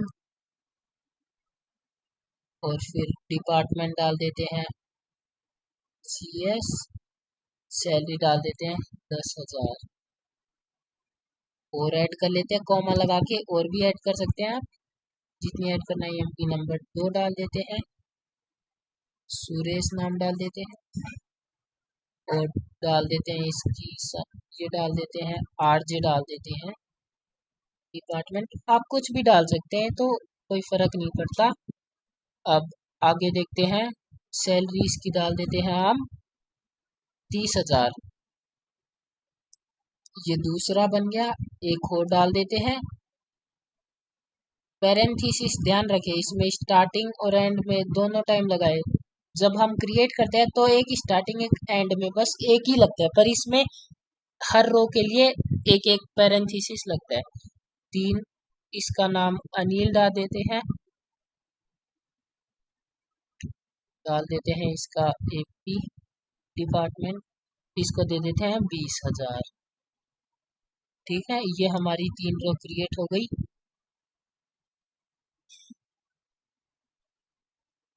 कुछ गड़बड़ कर दी हमने लाइन 2 में, वैल्यूज के बाद हमने ये डॉट लग गया गलती से कॉमा की जगह, जल्दी में हम, बाकी हमारा डेटा सही है।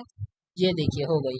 अब हम देख लेते हैं, हमारा सारा ऐड हो गया डेटा ईएमपी के अंदर। ये देखिए डेटा आ चुका है। अब देखते हैं डिस्टिंक्ट, एक और ऐड कर लेते हैं इसमें, इंसर्ट इन ईएमपी वैल्यूज, जिससे आपको ये डिस्टिंक्ट वाला अच्छे से समझ में आ जाएगा। एम्प्लॉय नंबर 1 ही ले लेते हैं, नाम डाल देते हैं क्रिस, और डिपार्टमेंट डाल देते हैं HR, आपको अच्छे से समझ में आ जाएगा जिससे, और सैलरी डाल देते हैं 20,000।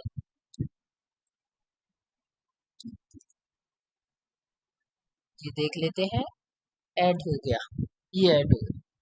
अब डिस्टिंक्ट में हमारी डेटा जो डुप्लीकेट होता है उसे रिमूव करके सिंगल में दिखाता है। जैसे हम करते हैं सेलेक्ट, इसका देख लीजिए सिंटेक्स होता है देखिए सेलेक्ट, फिर लिखते हैं डिस्टिंक्ट। अब डिस्टिंक्ट हमने किस पे लगाया, उस कॉलम का नाम, डिस्टिंक्ट ईएमपी नंबर पे लगा देते हैं। तो अब इसमें जितने भी डुप्लीकेट डेटा है वो हट जाएंगे। 4 एक ही बार है, 6 पर 1 दो बार है ना, ये 1 एक ही बार आएगा। एक बार डुप्लीकेट हो रहा है ना, ये रिमूव हो जाएगा, ये 1 2 3 4 6 आ जाएगा, ये 1 दोबारा नहीं आएगा। ईएमपी नंबर फ्रॉम और टेबल का नाम ईएमपी नंबर, ये इसकी सिंपल सी कमांड है, क्यूरी है। ये देखिए 4 6 1 2 3, ये 1 दोबारा नहीं है, ये डेटा डुप्लीकेट होता है उसे रिमूव कर देते हैं। हम इसे दूसरे कॉलम पे भी लगा सकते हैं। सेलेक्ट डिस्टिंक्ट हम लगाते हैं इसको, हमारा क्रिस भी 2 बार है, नेम पे लगाते हैं। तो आप देख लीजिए नेम हमारा क्रिस 2 बार था पर एक ही बार आया। ये डेटा डुप्लीकेट हो रहा था तो ये हमारा रिमूव कर दिया इसने एक बार और एक ही बार दिखाया। हम इसे कोई भी कॉलम पे लगा सकते हैं, कोई दिक्कत नहीं है। तो आपको डिस्टिंक्ट वाला समझ में आ गया होगा अच्छे से। रिमूव कर देता है डुप्लीकेट डेटा को। देखिए वही चीज लिखी है आउटपुट में, रिमूव डुप्लीकेट रोज। अब देखते हैं SQL operators between close. Between close use करते हैं जब हमें कोई रेंज स्पेसिफाई गिवन होती है वैल्यू की, और इसमें है ना जो हमें रेंज दी होती है वो इंक्लूड होती है। जैसे हम ये दे रखा है सेलेक्ट ऑल फ्रॉम, हम इसमें आपको करके भी दिखाते हैं। Select all from EMP table name, फिर कंडीशन लगाएंगे वेयर सैलरी, हमें रेंज दी हुई है 18,000 से 30,000 के बीच में, तो 18,000 और 30,000 दोनों इंक्लूड होगी, ध्यान रखिएगा। सैलरी बिटवीन 18,000 एंड 30,000, इसका आप सिंटेक्स ध्यान रखिएगा। सेलेक्ट ऑल फ्रॉम ये टेबल नेम, ये तो आपको पता ही है, पहली में कोई भी कॉलम या फिर ऑल कर सकते हैं, और फिर वेयर कंडीशन होती है सैलरी, फिर बिटवीन, वेयर कॉलम नेम, फिर बिटवीन, फिर जो रेंज दी हुई है वो, और फिर एंड लगा के दूसरी रेंज। तो देख लीजिए इस रेंज के बीच में जो है वो आ गए, और जिसका 30,000 है वो भी आया। देखो हमने 30,000 डाला तो ये इंक्लूड हुई, तभी ये 30,000 आया। अगर किसी का 18,000 होता तो वो भी आता, दोनों रेंज इंक्लूड होती है। इसमें बस यही ध्यान रखने वाली बात है, इसमें दोनों रेंज इंक्लूड होती है, गिवन रेंज दी हुई होती है। और अगर हम नोट लगाएंगे, देखिए select all from MP where not between, अब नॉट का मतलब आपको पता ही है, इनके बीच में नहीं है, उसके अलावा जो बचा वो रिजल्ट में आ जाएगा। देखिए 18,000 और 30,000 के बीच में जो है उनको छोड़ के जो बचा है तो 10,000, वो हमारे रिजल्ट में आ गया। नॉट का मतलब वो नहीं आएगा, ये आप समझ ही गए होंगे। और बिटवीन आपको आ गया होगा, कोई चीज है। फिर देखते हैं इनक्लोज, इनमें होता है specify list of values, where हम जो सर्च करते हैं वो हमें रिकॉर्ड में मैच कर जाती है वैल्यू, तो हमें रिजल्ट में मिल जाता है। जैसे हम करते हैं, पहले हमारी टेबल देख लेते हैं कहाँ गई, ये हमारी टेबल है। अब हमें इसमें देखेंगे select all from EMP where clause, हमेशा वेयर से स्टार्ट होती है, वेयर के बाद ही आती है क्लोज। वेयर डिपार्टमेंट देख लेते हैं, DEPT, फिर देखते हैं इन, डिपार्टमेंट के अंदर है, इन के बाद पैरेंथेसिस, फिर देखते हैं हम HR स्ट्रिंग है इसलिए कोट लगाएंगे। अब HR में है उसका सारी प्रिंट हो जाएगी। अब देखिए ये डिपार्टमेंट HR है, तो हमने चेक किया कि डिपार्टमेंट जिसका HR है वो प्रिंट हो जाए, और HR मैच हो गई हमारी, इसकी भी HR डिपार्टमेंट है, इसका भी क्रिस का, दोनों क्रिस का HR डिपार्टमेंट है, तो दोनों प्रिंट हो गई। तो हमें ये चेक करना है कि है ना डिपार्टमेंट है कि नहीं, मैच हो जाती है वैल्यू तो रिजल्ट आ जाता है। हम एक से ज़्यादा भी डाल सकते हैं, जैसे हम HR डाल दिया, और हम और भी डाल सकते हैं, CS डाल देते हैं और RJ डाल देते हैं। अब जिस चीज़ के डिपार्टमेंट CS RJ और HR है उसके सारे डेटा प्रिंट हो जाएगा। देखिए ये हमारा HR वाला भी आ गया, CS वाला, RJ वाला HR, ये सारे आ गए। तो हमने देख लिया, इन क्लोज भी देख लिया। अगर ये हमने इन डाला, ये मैच कर जाती हैं वैल्यू कॉलम में से, तो हमारा रिजल्ट फिर डिस्प्ले हो जाता है। ठीक है। और अगर हम नोट डालेंगे तो आपको पता ही है, नोट नोट डाल देते हैं तो उनको छोड़ के आ जाते हैं नॉट इन। तो मतलब जिसका HR है, CS और RJ, इन सबको छोड़ के जो बचे वो आ जाएंगे। देखो, ये चार तो आ गए थे, दो बचे थे, IT बचा था और AP बचा था, वो रिजल्ट में आ गया नोट डालते ही। तो नोट का मतलब तो आपको सिंपल सा कंफर्म हो चुका होगा। नोट का मतलब तो जो रिजल्ट में नहीं है दे रखे हैं, उनको छोड़ के जो बचे वो आ जाएंगे। इन भी हो गया हमारा। फिर आती है लाइक क्लोज। लाइक क्लोज ध्यान रखिएगा, लाइक क्लोज हमें पैटर्न बेस्ड होती है सर्च करने पे।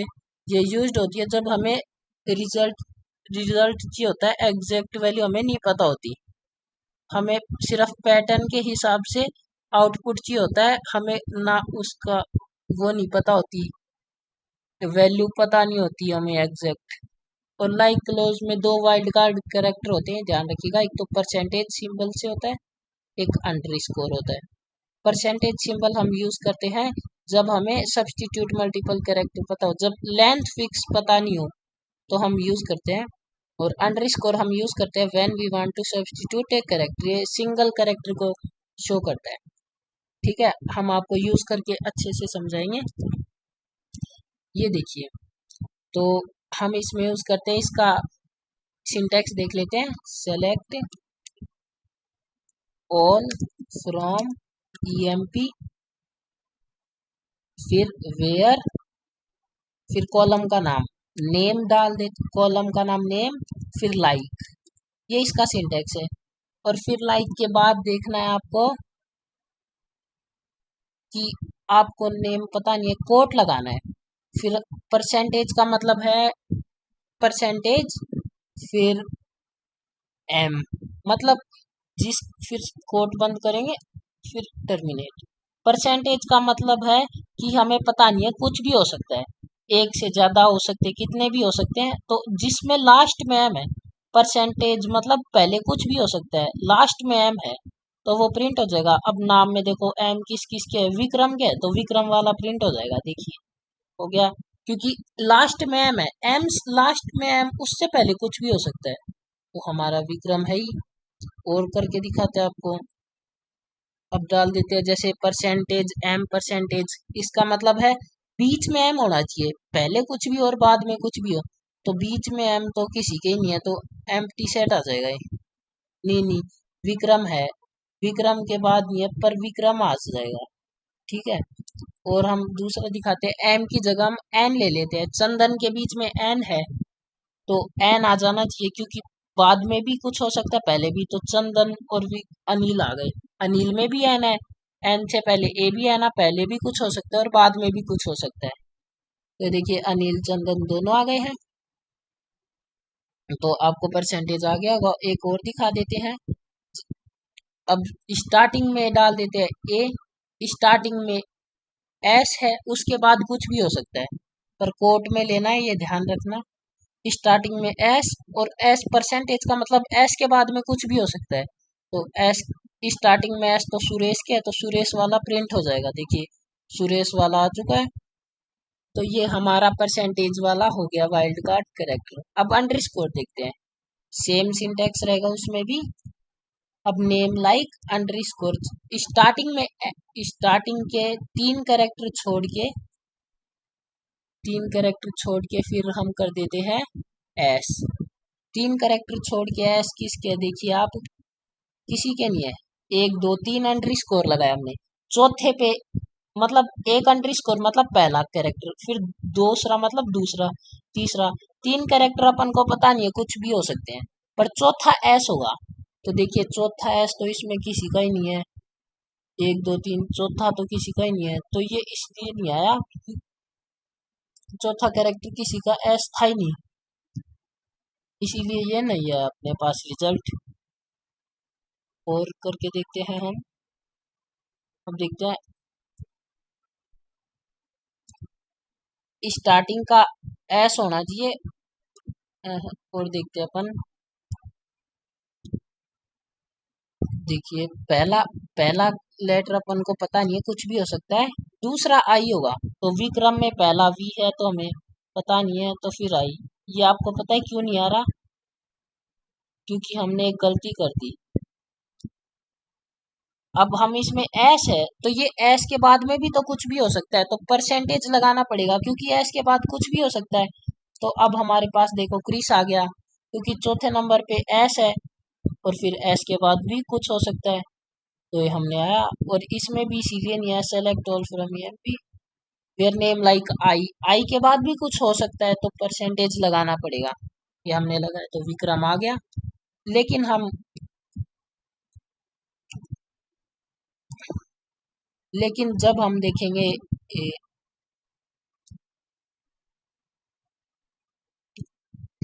अगर हमें चाहिए फर्स्ट लेटर, चाहिए फर्स्ट लेटर वी है,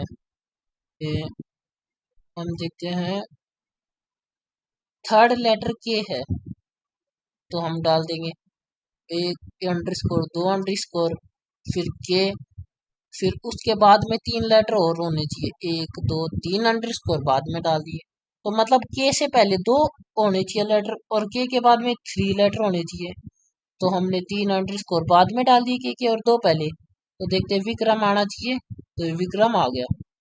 तो अंडरस्कोर से हमारा मतलब है कि कैरेक्टर कितने होने चाहिए। हमें पता नहीं है वो कैरेक्टर कितने, पर ये पता है इतने कैरेक्टर हैं, दो कैरेक्टर या फिर तीन।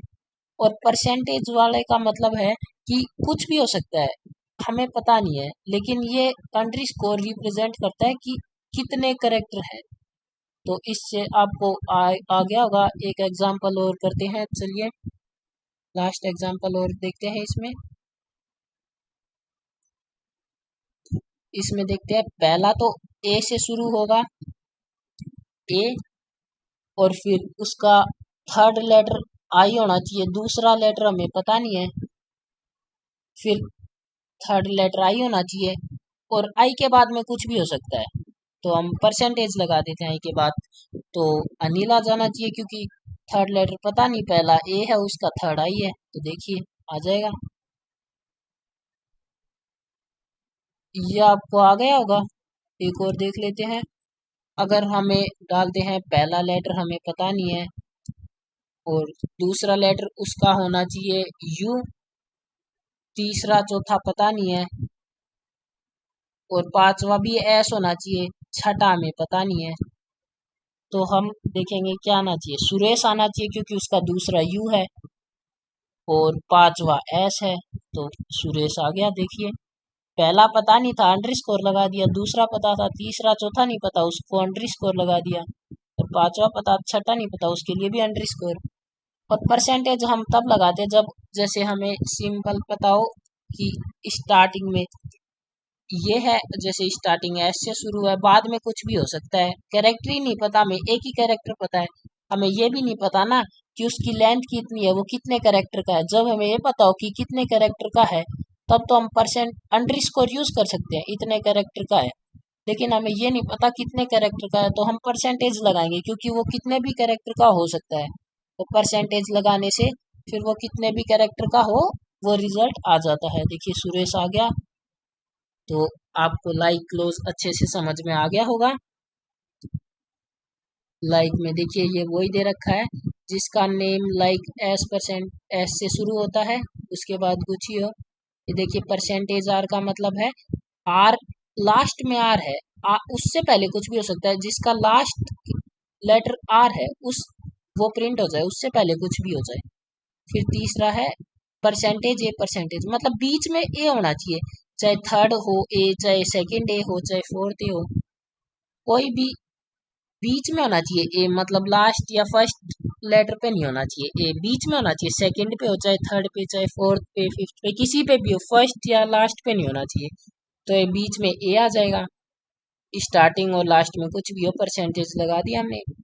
ये देखिए डेट के लिए इसमें भी वही है, जैसे फेब्रवरी डेट चाहिए तो उसमें देखिए सिंटेक्स तो सेम है ही, परसेंटेज फिर डैश 02, फिर डैश और फिर परसेंटेज।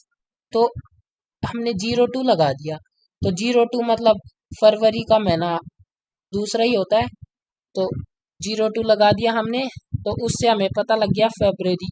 और डेट देखिए, ईयर या डेट कुछ भी हो, हमें उससे कोई मतलब नहीं है, तो हमने परसेंटेज लगा दिया। ईयर का हमें पता नहीं है और हमें उसका भी नहीं पता डेट का, लेकिन हमें ये पता है फरवरी होना चाहिए, तो हमने बीच में लगा दिया। उससे पहले चाहे कोई भी डेट हो, बाद में चाहे कोई भी ईयर हो, तो परसेंटेज लगा दिया तो आ जाएगा। और ये देखिए, ये हमें एक एम्प्लॉय का पता करना है जिसका नाम 5 लेटर का है और ऐसे स्टार्ट होता है, तो हमें ये पता है, लेटर पता है ना। जब लेटर की बात आ जाए ना, तो हमेशा अंडर स्कोर ध्यान रखिए। 5 लेटर का है पता है, तो देखिए अंडर स्कोर लगा दीजिए। और ये भी पता है एस से शुरू होता है, तो स्टार्टिंग में एस। और फिर जब हमें पता है 5 लेटर का है, तो 4 अंडर स्कोर और लगा देने, 1 2 3 4। हम इसमें परसेंटेज लगाते तो रिजल्ट नहीं आता, परसेंटेज लगा देते थे तो हमें पता ही नहीं है कि कितने उसमें लेटर हैं। लेकिन इसमें दे रखा है 5 लेटर हैं, गिवन है, तो हमें अंडर स्कोर लगा देने 4 और एस हो गया, तो 5 लेटर का हो गए। स्टार्टिंग का एस है, बाकी का हमें पता नहीं, तो फिर ये हो गया, कोई दिक्कत नहीं है। आपको आ गया होगा अच्छे से समझ में। फिर देखते हैं हम is null. Is null, is null check करता है कि कोई भी वैल्यू हमने डाली हुई है वो नल तो नहीं है, कोई भी हमने वैल्यू असाइन की हुई है वो नल तो नहीं है। चेक करता है, जैसे हमारी टेबल में हम हमारे कोई नल वैल्यू है, हम देखते हैं। देखिए ये हमारी 6 की नल वैल्यू है, तो हम इसमें देखिए देखते हैं, इसका सिंटैक्स ध्यान रखिए। सेलेक्ट ऑल फ्रॉम emp, फिर डाल देते हैं वेयर कंडीशन सैलरी। देखते हैं salary is null. Is null का मतलब, अब देखता है कि ये चेक करता है कि उसके अंदर कोई नल वैल्यू तो नहीं है, तो इसमें जो नल वैल्यू होगा वो दिखा देगा। देखिए हमारी 6 वाली नल वैल्यू है, तो दिखा दी। और अगर हम इज नॉट नल देखें, सिंपल सा है, इसमें कोई दिक्कत नहीं आनी चाहिए आपको। इज नॉट नल मतलब जो नल नहीं है, नल नहीं है वो वैल्यू आनी चाहिए, नल है उनको छोड़ के। तो हमारी 5 वैल्यू है जो नल नहीं है, इज नॉट नल, तो वो पांचों आ जाएंगी। देखिए पांचों आ गई, 4 1 2 3 1। ये 6 वाली नहीं है क्योंकि ये नल थी। नॉट नॉट लग जाता है, वो आपको पता ही है, जो है उसको छोड़ के बचे हुए आ जाते हैं। और इज नल चेक करता है कि कोई भी नल होगा तो वो प्रिंट हो जाएगा, अगर नल नहीं होगी तो एम्प्टी सेट आ जाएगा। तो ये आपको आ गया होगा। फिर आती है सॉर्टिंग टेक्निक, ये थोड़ा ध्यान रखिएगा, ये पेपर में क्वेश्चन आते हैं इस पे। ये बाय डिफॉल्ट तो होती है असेंडिंग में, और हम ये इसलिए काम आती है, हमें डेटा असेंडिंग ऑर्डर या फिर डिसेंडिंग ऑर्डर में चाहिए। इसका नाम ऑर्डर बाय क्लोज है। ये बाय डिफॉल्ट होती है असेंडिंग ऑर्डर में होती है, और हमें जब रिजल्ट असेंडिंग या डिसेंडिंग में चाहिए होता है तब हम इसे यूज करते हैं। और हम इसमें असेंडिंग के लिए यूज करेंगे ASC और डिसेंडिंग के लिए DESC। तो हम देखते हैं इसका सिंटैक्स, देखिए सेलेक्ट ऑल फ्रॉम EMP, ये तो सेम है। फिर आगे है ऑर्डर बाय, सीधा लिखना है ऑर्डर बाय, वेयर कंडीशन नहीं लगानी इसमें, ऑर्डर बाय। अब किसके ऑर्डर से देखना हमें, EMP नंबर के ऑर्डर से लिख देते हैं, order by EMP number, space देना ऑर्डर बाय के बीच में, नहीं तो गलत हो जाएगा। Order by EMP number. अगर हम ASC या DESC नहीं लिखेंगे तो बाय डिफॉल्ट ये असेंडिंग ऑर्डर में आ जाएगा। देखिए 1 1 2 3 4 6। और अगर हम इसमें डाल देते हैं EMP नंबर ASC यानी असेंडिंग ऑर्डर, तो भी सेम आएगा। और अगर हम इसमें DESC डाल देंगे तो इसमें डिसेंडिंग ऑर्डर उल्टा आ जाएगा। देखिए पहले 6 वाला, फिर 4, फिर 3, फिर 2, फिर 1 1। ये हम कोई भी कॉलम पे लगा सकते हैं। अगर हम नेम में डालेंगे तो वो आस की वैल्यू के हिसाब से दिखाएगा, आपने 11th में आस की वैल्यू पढ़ी होगी। ऑर्डर बाय हम लगा देते हैं, देखिए नेम पे, और DESC रखते हैं। तो देखिए पहले विक्रम, फिर सुरेश, फिर के सी। ये आज की वैल्यू आपने 11th में पढ़ा होगा, तो आपको समझ आ गई होगी ये डिसेंडिंग में कैसे ले रहा है। अब आप सोच रहे होंगे यहाँ भी DESC और हम टेबल डिस्क्राइब करते हैं वहाँ भी, तो ध्यान रखिए, जब टेबल डिस्क्राइब करते हैं तो उसमें सीधा स्टार्टिंग में ही लिखा आता है DESC फिर टेबल नेम। लेकिन जब ऑर्डर बाय में हम DES यूज करते हैं तो पहले सेलेक्ट करते हैं पूरा, फिर ऑर्डर बाय के साथ आता है DESC मतलब डिसेंडिंग। ये ऑर्डर बाय के साथ आता है ना DESC मतलब असेंडिंग डिसेंडिंग का है, ध्यान रखिए।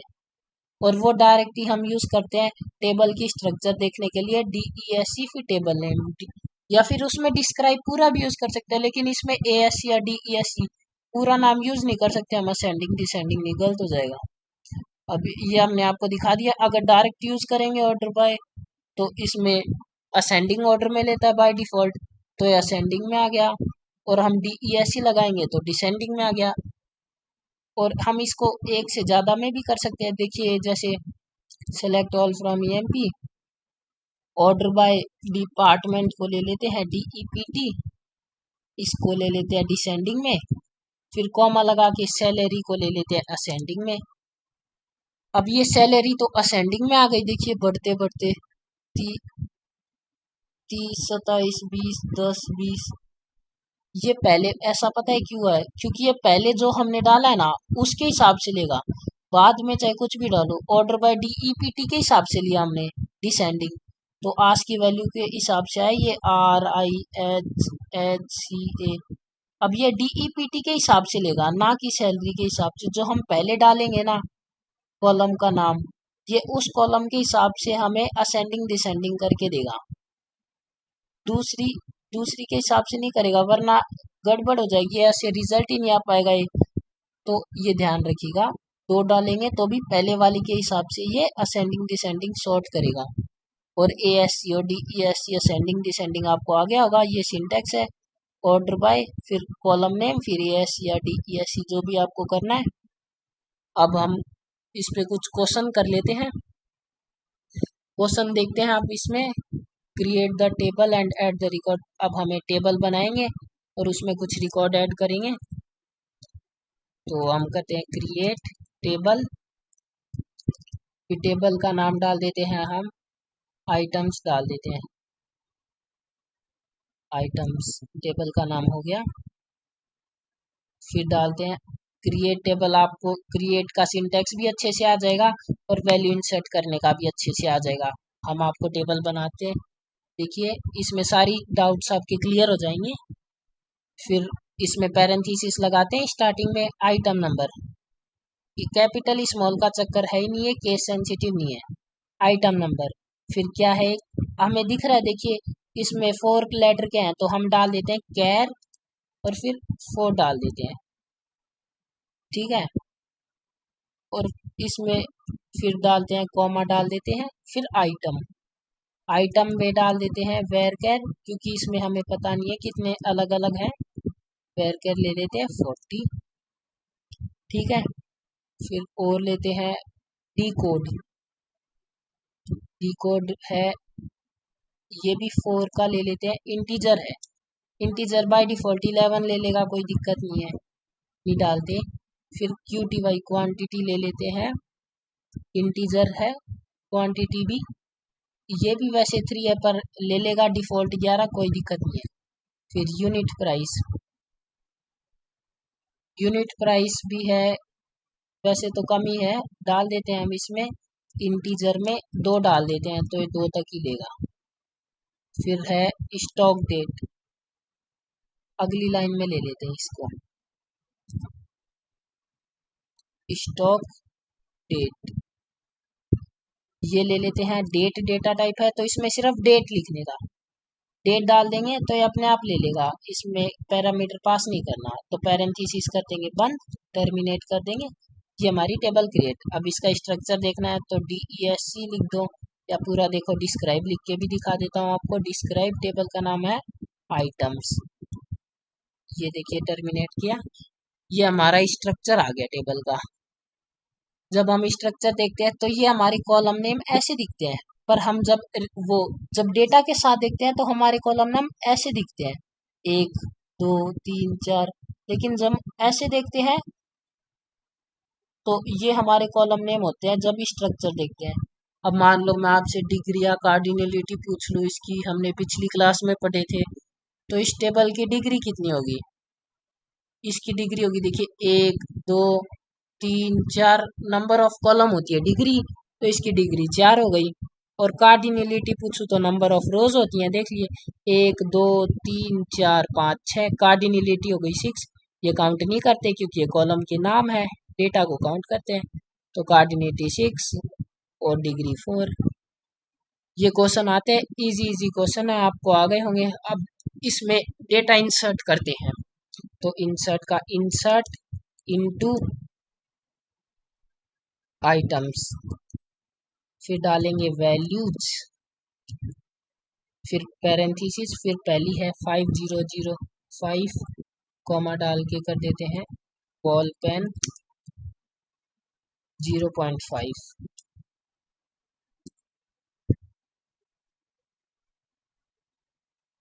देखिए जिस हिसाब से हमने डेटा टाइप दिया है उस हिसाब से ही हम डालेंगे, वरना गड़बड़ हो सकती है। और डेटा टाइप हमें आपको बताई है, उल्टा डालना है 2018, फिर ये डैश लगाना है, इसमें हमें ना स्लैश लगाना है ना कुछ, सिर्फ डैश लगाना है। ये ध्यान रखिएगा, डेटा टाइप में हमें डैश लगाना है, ना कि हमें स्लैश लगाना है या फिर ना कुछ और, सिर्फ डैश यूज करना है।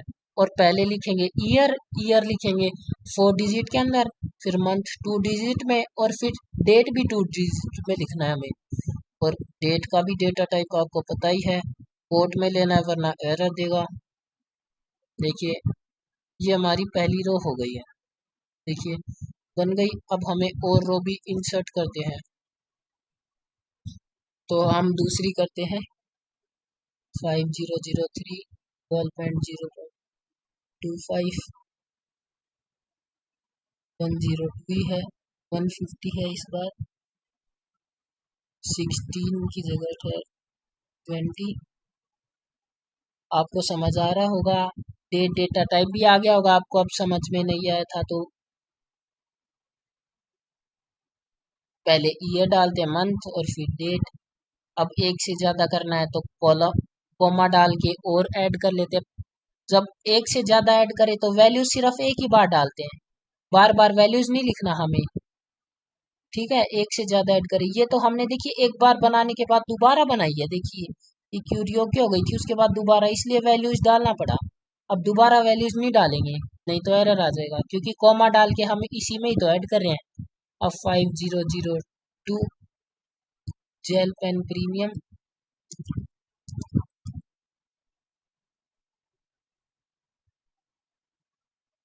101 125, फिर 14, और फिर कोर्ट में आएगा 2018। ये ध्यान रखिएगा, इसमें बच्चे गड़बड़ बहुत करते हैं डेट डेटा टाइप में। फिर पैरेंथेसिस बंद कर दी, ये भी हो गया। फिर अगला है 5006 जेल पेन क्लासिक है,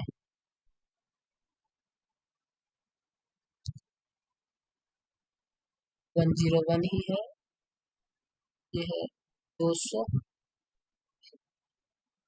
गाइस आपको अगर पसंद आए तो इसको लाइक शेयर सब्सक्राइब करना, बहुत मेहनत करके वीडियो बनाते हैं, बहुत टाइम लगता है इसको बनाने में। ये पीडीएफ अगर हम आपको शेयर भी कर देंगे।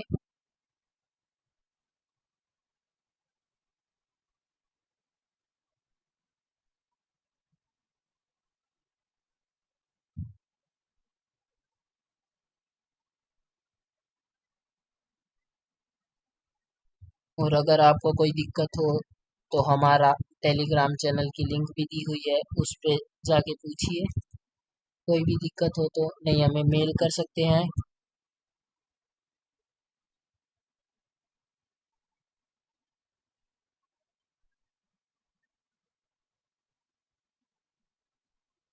बस ये लास्ट क्वेश्चन करेंगे आज, फिर हमारा एग्रीगेट फंक्शन बच रहा है, वो अगली वीडियो नेक्स्ट क्लास में करेंगे। 2018-03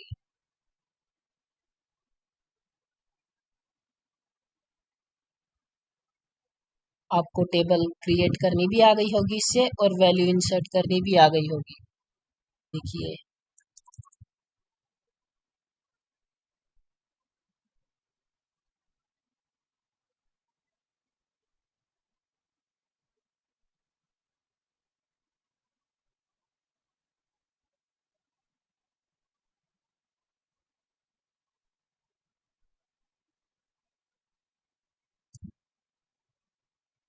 अगर अब भी आपको कोई दिक्कत आए तो आप हमें मेल या टेलीग्राम पे मैसेज कर सकते हैं।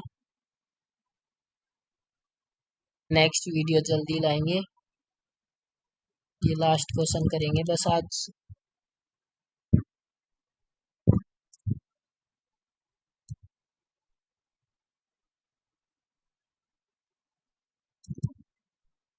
देखिए अगर किसी को भी हमने नल डालना हो तो उसमें डायरेक्ट नल लिख देंगे तो ये नल ले लेगा, कोई दिक्कत नहीं आएगी।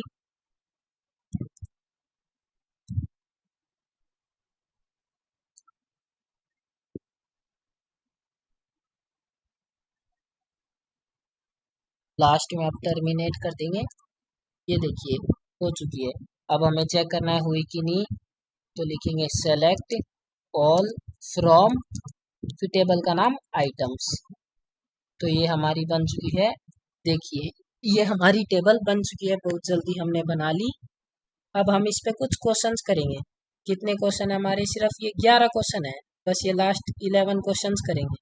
अब इसमें क्या है? पहला question, select all record of table, मतलब सारे रिकॉर्ड शो करने हैं। तो हमारा पहले का आंसर क्या है? सेलेक्ट ऑल फ्रॉम आइटम्स करेंगे। ऑल का मतलब सारे रिकॉर्ड आते हैं। ऑल देखिए ये सारे रिकॉर्ड आ गए, तो पहले का आंसर ये क्यूरी हो गई, सेलेक्ट ऑल फ्रॉम आइटम्स। ठीक है, फिर अगला है select item number name unit price.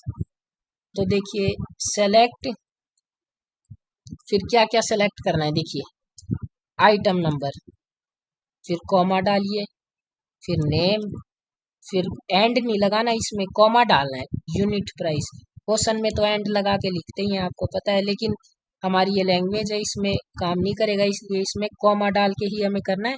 देखिए इसमें का select item number name unit price, तो item number name unit price, फिर फ्रॉम और टेबल नेम आइटम्स, फिर टर्मिनेट करेंगे।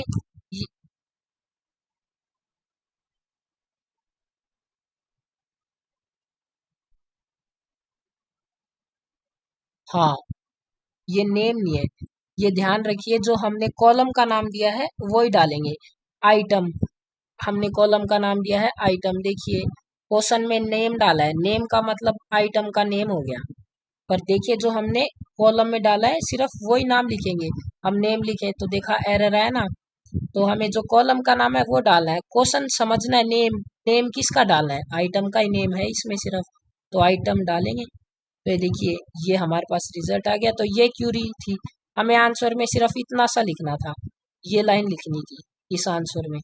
सिर्फ हमें आंसर में ये लाइन लिख के आनी है और कुछ नहीं लिखना, ये टेबल वगैरह कुछ नहीं बनानी, इतना आंसर लिखना है। ठीक है, अब हम थर्ड क्वेश्चन करते हैं। Select all item record where unit price is more than 20। Select all item record मतलब सारे रिकॉर्ड करने हैं, तो वही है सेलेक्ट ऑल फ्रॉम आइटम्स। अब कंडीशन दे रखी है, तो चलते हैं वेयर पे। वेयर कंडीशन क्या दे रखी है? यूनिट प्राइस क्या है? Unit price is more than 20, unit price greater than 20, 20 से ज्यादा है, टर्मिनेट कर देंगे। तो हमें सिर्फ ये क्यूरी लिखनी थी, ये हमारा आंसर है, इतना सा। ये नहीं, हमें टेबल नहीं बनानी, इतनी क्यूरी लिखनी है हमें हर क्वेश्चन में, ये हमारे आंसर है। तो आपको देखना है क्या क्वेश्चन में पूछा है, उस हिसाब से हमें क्यूरी लिखनी है। देखिए क्वेश्चन में भी लिखा है राइट डाउन द क्यूरीज, सिर्फ क्यूरी लिखनी है। ठीक है, हमारा तीसरा भी हो गया। अब चौथा देखते हैं। Select item name of those item which are quantity between, तो बिटवीन आ गया और हमें रेंज भी दे रखी है, तो बिटवीन क्लोज का यूज करेंगे। और देखिए इसमें सेलेक्ट क्या लिया है? सेलेक्ट आइटम नेम, सिर्फ आइटम नेम पूछा है, सारा डेटा नहीं पूछा। तो हम करेंगे सेलेक्ट आइटम का नेम, तो आइटम कॉलम का नाम क्या है? आइटम ही है, आइटम नेम नहीं कर देंगे, नहीं तो गड़बड़ हो जाएगी। तो सेलेक्ट आइटम फ्रॉम, टेबल का नाम आइटम्स। ठीक है, फिर क्या दे रखा है? विच क्वांटिटी बिटवीन, वेयर किसकी क्वांटिटी, क्यू टी वाई। देखिए क्वांटिटी क्यू टी वाई नाम से है हमारी क्वांटिटी, ऐसे पूरा लिख देंगे तो गड़बड़, जो कॉलम का नाम है वही लिखेंगे क्यू टी वाई। फिर बिटवीन, और देखिए 100 से 200 यानी 100 एंड लगाएंगे 200। ये हमारा सिंटेक्स है, टर्मिनेट करेंगे तो ये हमारा आंसर, ये इतना हमारा आंसर है। ठीक है, ये भी नोट कर लीजिए चाहे आप, ये टेबल नहीं बनानी है, मैं आपको देखिए ये रन कर करके दिखा रहा हूँ जिससे आपको यूं ना लगे कि कोई गलत चीज बता रहे हो आपको। तो देखते रहिए। फिर अगला क्वेश्चन करते हैं, select all record of item which contain pen word in it. अब देखना है सेलेक्ट ऑल रिकॉर्ड, तो select all from EMP items, sorry table का नाम आइटम्स है। फिर क्या दे रखा है, which contain pen word in it, pen word item के नाम के अंदर पेन वर्ड, तो आइटम का नाम के अंदर क्या है, वेयर। आइटम के नाम का कॉलम क्या है, आइटम। आइटम नेम का कॉलम का नाम आइटम डाला है ना हमने, इसलिए आइटम लाइक। फिर ये लगाएंगे कोट, और फिर क्या लिखा है, पेन वर्ड, तो पेन, और फिर ये पेन वर्ड होना चाहिए। तो पेन वर्ड स्टार्टिंग में भी हो सकता है एंड में भी हो सकता है, तो हम परसेंटेज लगा देंगे, पेन के स्टार्टिंग में भी परसेंटेज और लास्ट में भी, क्योंकि पेन बीच में हो सकता है, पहले भी या लास्ट में भी। तो परसेंटेज से लगाने से पहले कुछ भी हो पेन के, या पेन के बाद में भी कुछ हो, तो वो रिजल्ट में आ जाएगा। टर्मिनेट करेंगे, देखिए हमारे बीच में पेन थे इसलिए रिजल्ट आ गया हमारा, ये आंसर था। आपको आ गया होगा समझ में। फिर अगला क्वेश्चन देखते हैं, select unique decode of all items. Unique, जहां यूनिक यूनिक आ जाए वर्ड, उसका मतलब आपको पता ही है, डिस्टिंक्ट यूज करते हैं। डिस्टिंक्ट का मतलब हम यूनिक यूज होता है, उसमें डुप्लीकेट डेटा को रिमूव कर देते हैं। तो देखिए सेलेक्ट यूनिक, डी कोड पे पूछा है, डी कोड पे लगाना है, डिस्टिंक्ट। सिंटेक्स आप ध्यान रखना, और लगाना किस पे, ब्रैकेट लगा के डी कोड पे लगाना है, और फिर फ्रॉम आइटम्स। ये इतना सा आंसर है हमारा, एक लाइन का, सिर्फ ये लिखना है, और पूरे आपको 1 नंबर मिलेंगे जितने का भी है। देखिए यूनिक, यूनिक वर्ड आती है आपको, डिस्टिंक्ट याद रखना है, डिस्टिंक्ट। डिस्टिंक्ट का मतलब ही होता है डिफरेंट, यूनिक। फिर अगला क्वेश्चन देखते हैं, display all record in descending order of price. Descending ascending आए तो आपको पता ही है, order by close. Display all record लिखा है तो सेलेक्ट ऑल फ्रॉम आइटम्स, फिर डिसेंडिंग ऑर्डर, फिर हमें डायरेक्ट लिखना है ऑर्डर बाय, कंडीशन नहीं लगानी, ऑर्डर बाय, फिर किस पे लगाना है, यूनिट प्राइस पे। देखिए यूनिट प्राइस पे लगाया, और डिसेंडिंग ऑर्डर में DESC लगाना पड़ेगा, असेंडिंग होता तो बाय डिफॉल्ट चल भी जाता। तो ये हमारा आंसर हो गया इतना सा, ये देखिए हमारा ये आंसर है, इतना सा 2 लाइन का आंसर। ठीक है, ये क्वेश्चन भी हो गया हमारा। अब देखते हैं अगला क्वेश्चन, डिस्प्ले ऑल आइटम्स, मतलब ऑल आइटम्स डिस्प्ले करने हैं, रिकॉर्ड नहीं करने। ऑल आइटम्स मतलब आइटम ये है हमारे सारे आइटम, देखिए आइटम जेल पेन, तो ये डिस्प्ले सेलेक्ट आइटम ही करेंगे सिर्फ, सेलेक्ट आइटम फ्रॉम आइटम्स। फिर हमें दे रखा है, which are stocked in month of March. March के महीने में हमने देखा भी था, लाइक क्लोज में यूज हुआ था। तो देखिए फिर करते हैं हम, वेयर किस में लगाना है, आइटम स्टॉक डेट में लगाना है, तो stock date like month of March, तो कोट लगाएंगे, स्टार्टिंग में परसेंटेज, फिर डैश लगाएंगे, और मार्च के लिए तीसरा महीना होता है तो 03, फिर से डैश, और फिर परसेंटेज। तो हमारा इसमें आ जाएगा, फिर से कोट बंद करेंगे, और ये देखिए जो भी मार्च के महीने में स्टॉक आए होंगे वो डिस्प्ले हो जाएंगे। तो हमारा ये इसका आंसर था, आपको आ गया होगा। ये देखिए मार्च है, इसमें डैश लगाना जरूरी है, क्योंकि डैश डैश काउंट नहीं करता ना, ये परसेंटेज डैश लगा देंगे, उससे पहले तो गिनती है ना, तो गिनती कुछ भी हो, पर डैश तो अलग चीज आ गई, स्पेशल कैरेक्टर है, तो हम लगा देते हैं। ठीक है, अब हमारे कितने 3 क्वेश्चन और बचे हैं, ये लास्ट 3 क्वेश्चन और देखते हैं। फिर लिखा है change the unit price to 20 for item number इतने के लिए। तो चेंज करने के लिए क्या करते हैं, अपडेट। तो अपडेट टेबल का नाम, सिंटैक्स आप ध्यान रखें, अगर सिंटैक्स आपको आ गई तो आधे क्वेश्चन तो आपको यूं ही हो जाएंगे, देखते ही आप कर दोगे। अपडेट आइटम्स, तो आप सिंटैक्स जरूर ध्यान रखें, अपडेट आइटम्स। फिर सेट कीवर्ड, फिर किसको करना है, यूनिट प्राइस इक्वल टू कितना करना है, 20 करना है। और किसको करना है, where condition for item number, where item number column का नाम है वही डालना, क्वेश्चन में देख के आप जल्दबाजी मत कर देना। Item number equal to 5005, column का नाम है वो डालना, क्वेश्चन में दे रखा है वो डाल दोगे तो गलत हो सकता है। देखिए ये चेंज हो गया, हमें सिर्फ इतना आंसर लिखना है, जितना मैंने ये 3 लाइन लिखवा है इतना आंसर लिखा है, और आपको चेंज हुआ कि नहीं दिखा देते हैं। सेलेक्ट ऑल फ्रॉम आइटम्स करके देखिए, ये यूनिट आइटम नंबर 5005 था, इसका यूनिट प्राइस 20 हो गया।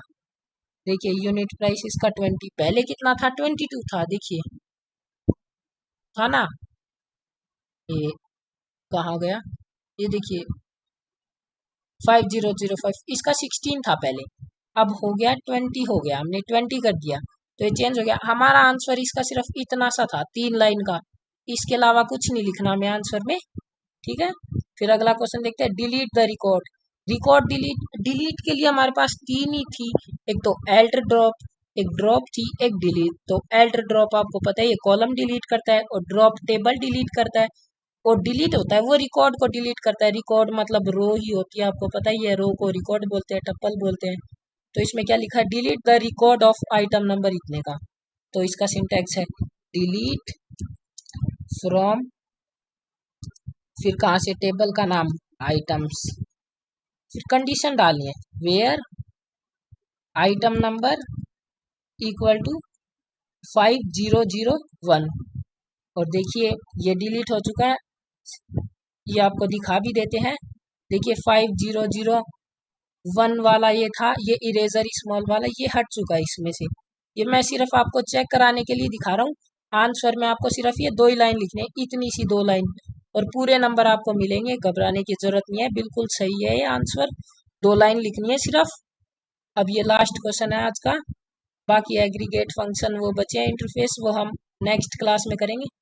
तो ये आज का last question, display all record whose D code is not assign. देखिए डिस्प्ले ऑल रिकॉर्ड, पहले आप 2 चीज दी होती है, डिस्प्ले ऑल रिकॉर्ड मतलब सेलेक्ट ऑल फ्रॉम आइटम्स, ये चेक कर लीजिए। टर्मिनेट हमेशा लास्ट में करना, वरना गलती हो जाएगी, पहले कर दोगे। टर्मिनेट वाला सिंबल हमेशा जब क्यूरी कंप्लीट हो उसके लास्ट में करते हैं, ठीक है। तो सेलेक्ट कर लिया, ऑल रिकॉर्ड हो गए सिलेक्ट। अब क्या लिखा है, whose record is not assign. Not assign का मतलब आपको पता ही है, नल वैल्यू होती है, नल वैल्यू मतलब कोई इन्फॉर्मेशन नहीं होती, तो नॉट असाइन ही बोलते हैं उसे। तो whose D code is not assign, तो हमें इसमें यू पूछा है जिसकी डी कोड असाइन नहीं हुई, तो मतलब चेक करना है असाइन है कि नहीं, तो इज नल यूज करेंगे। तो देखेंगे where D code is null, सिर्फ ये लिखना है आंसर। तो डी कोड देखिए, इसका शार्पनर क्लासिक, इसका डी कोड नल है, ये असाइन नहीं हुआ, नल का मतलब असाइन नहीं कर रखी कोई भी वैल्यू, मिसिंग इन्फॉर्मेशन है। तो ये चेक कर लिया हमने कि इस नल से ये नल है, इसमें असाइन नहीं कर रखी, तो ये हमारा आ गया। देखिए सिर्फ इतना आंसर था इसका, तो ये हमारा इतना सा आंसर लिखना था आज।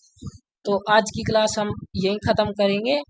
आपको वीडियो पसंद आई तो लाइक करें, शेयर करें, सब्सक्राइब करें और कमेंट करें, और अपने फ्रेंड्स के साथ शेयर करें। Thank you, bye bye.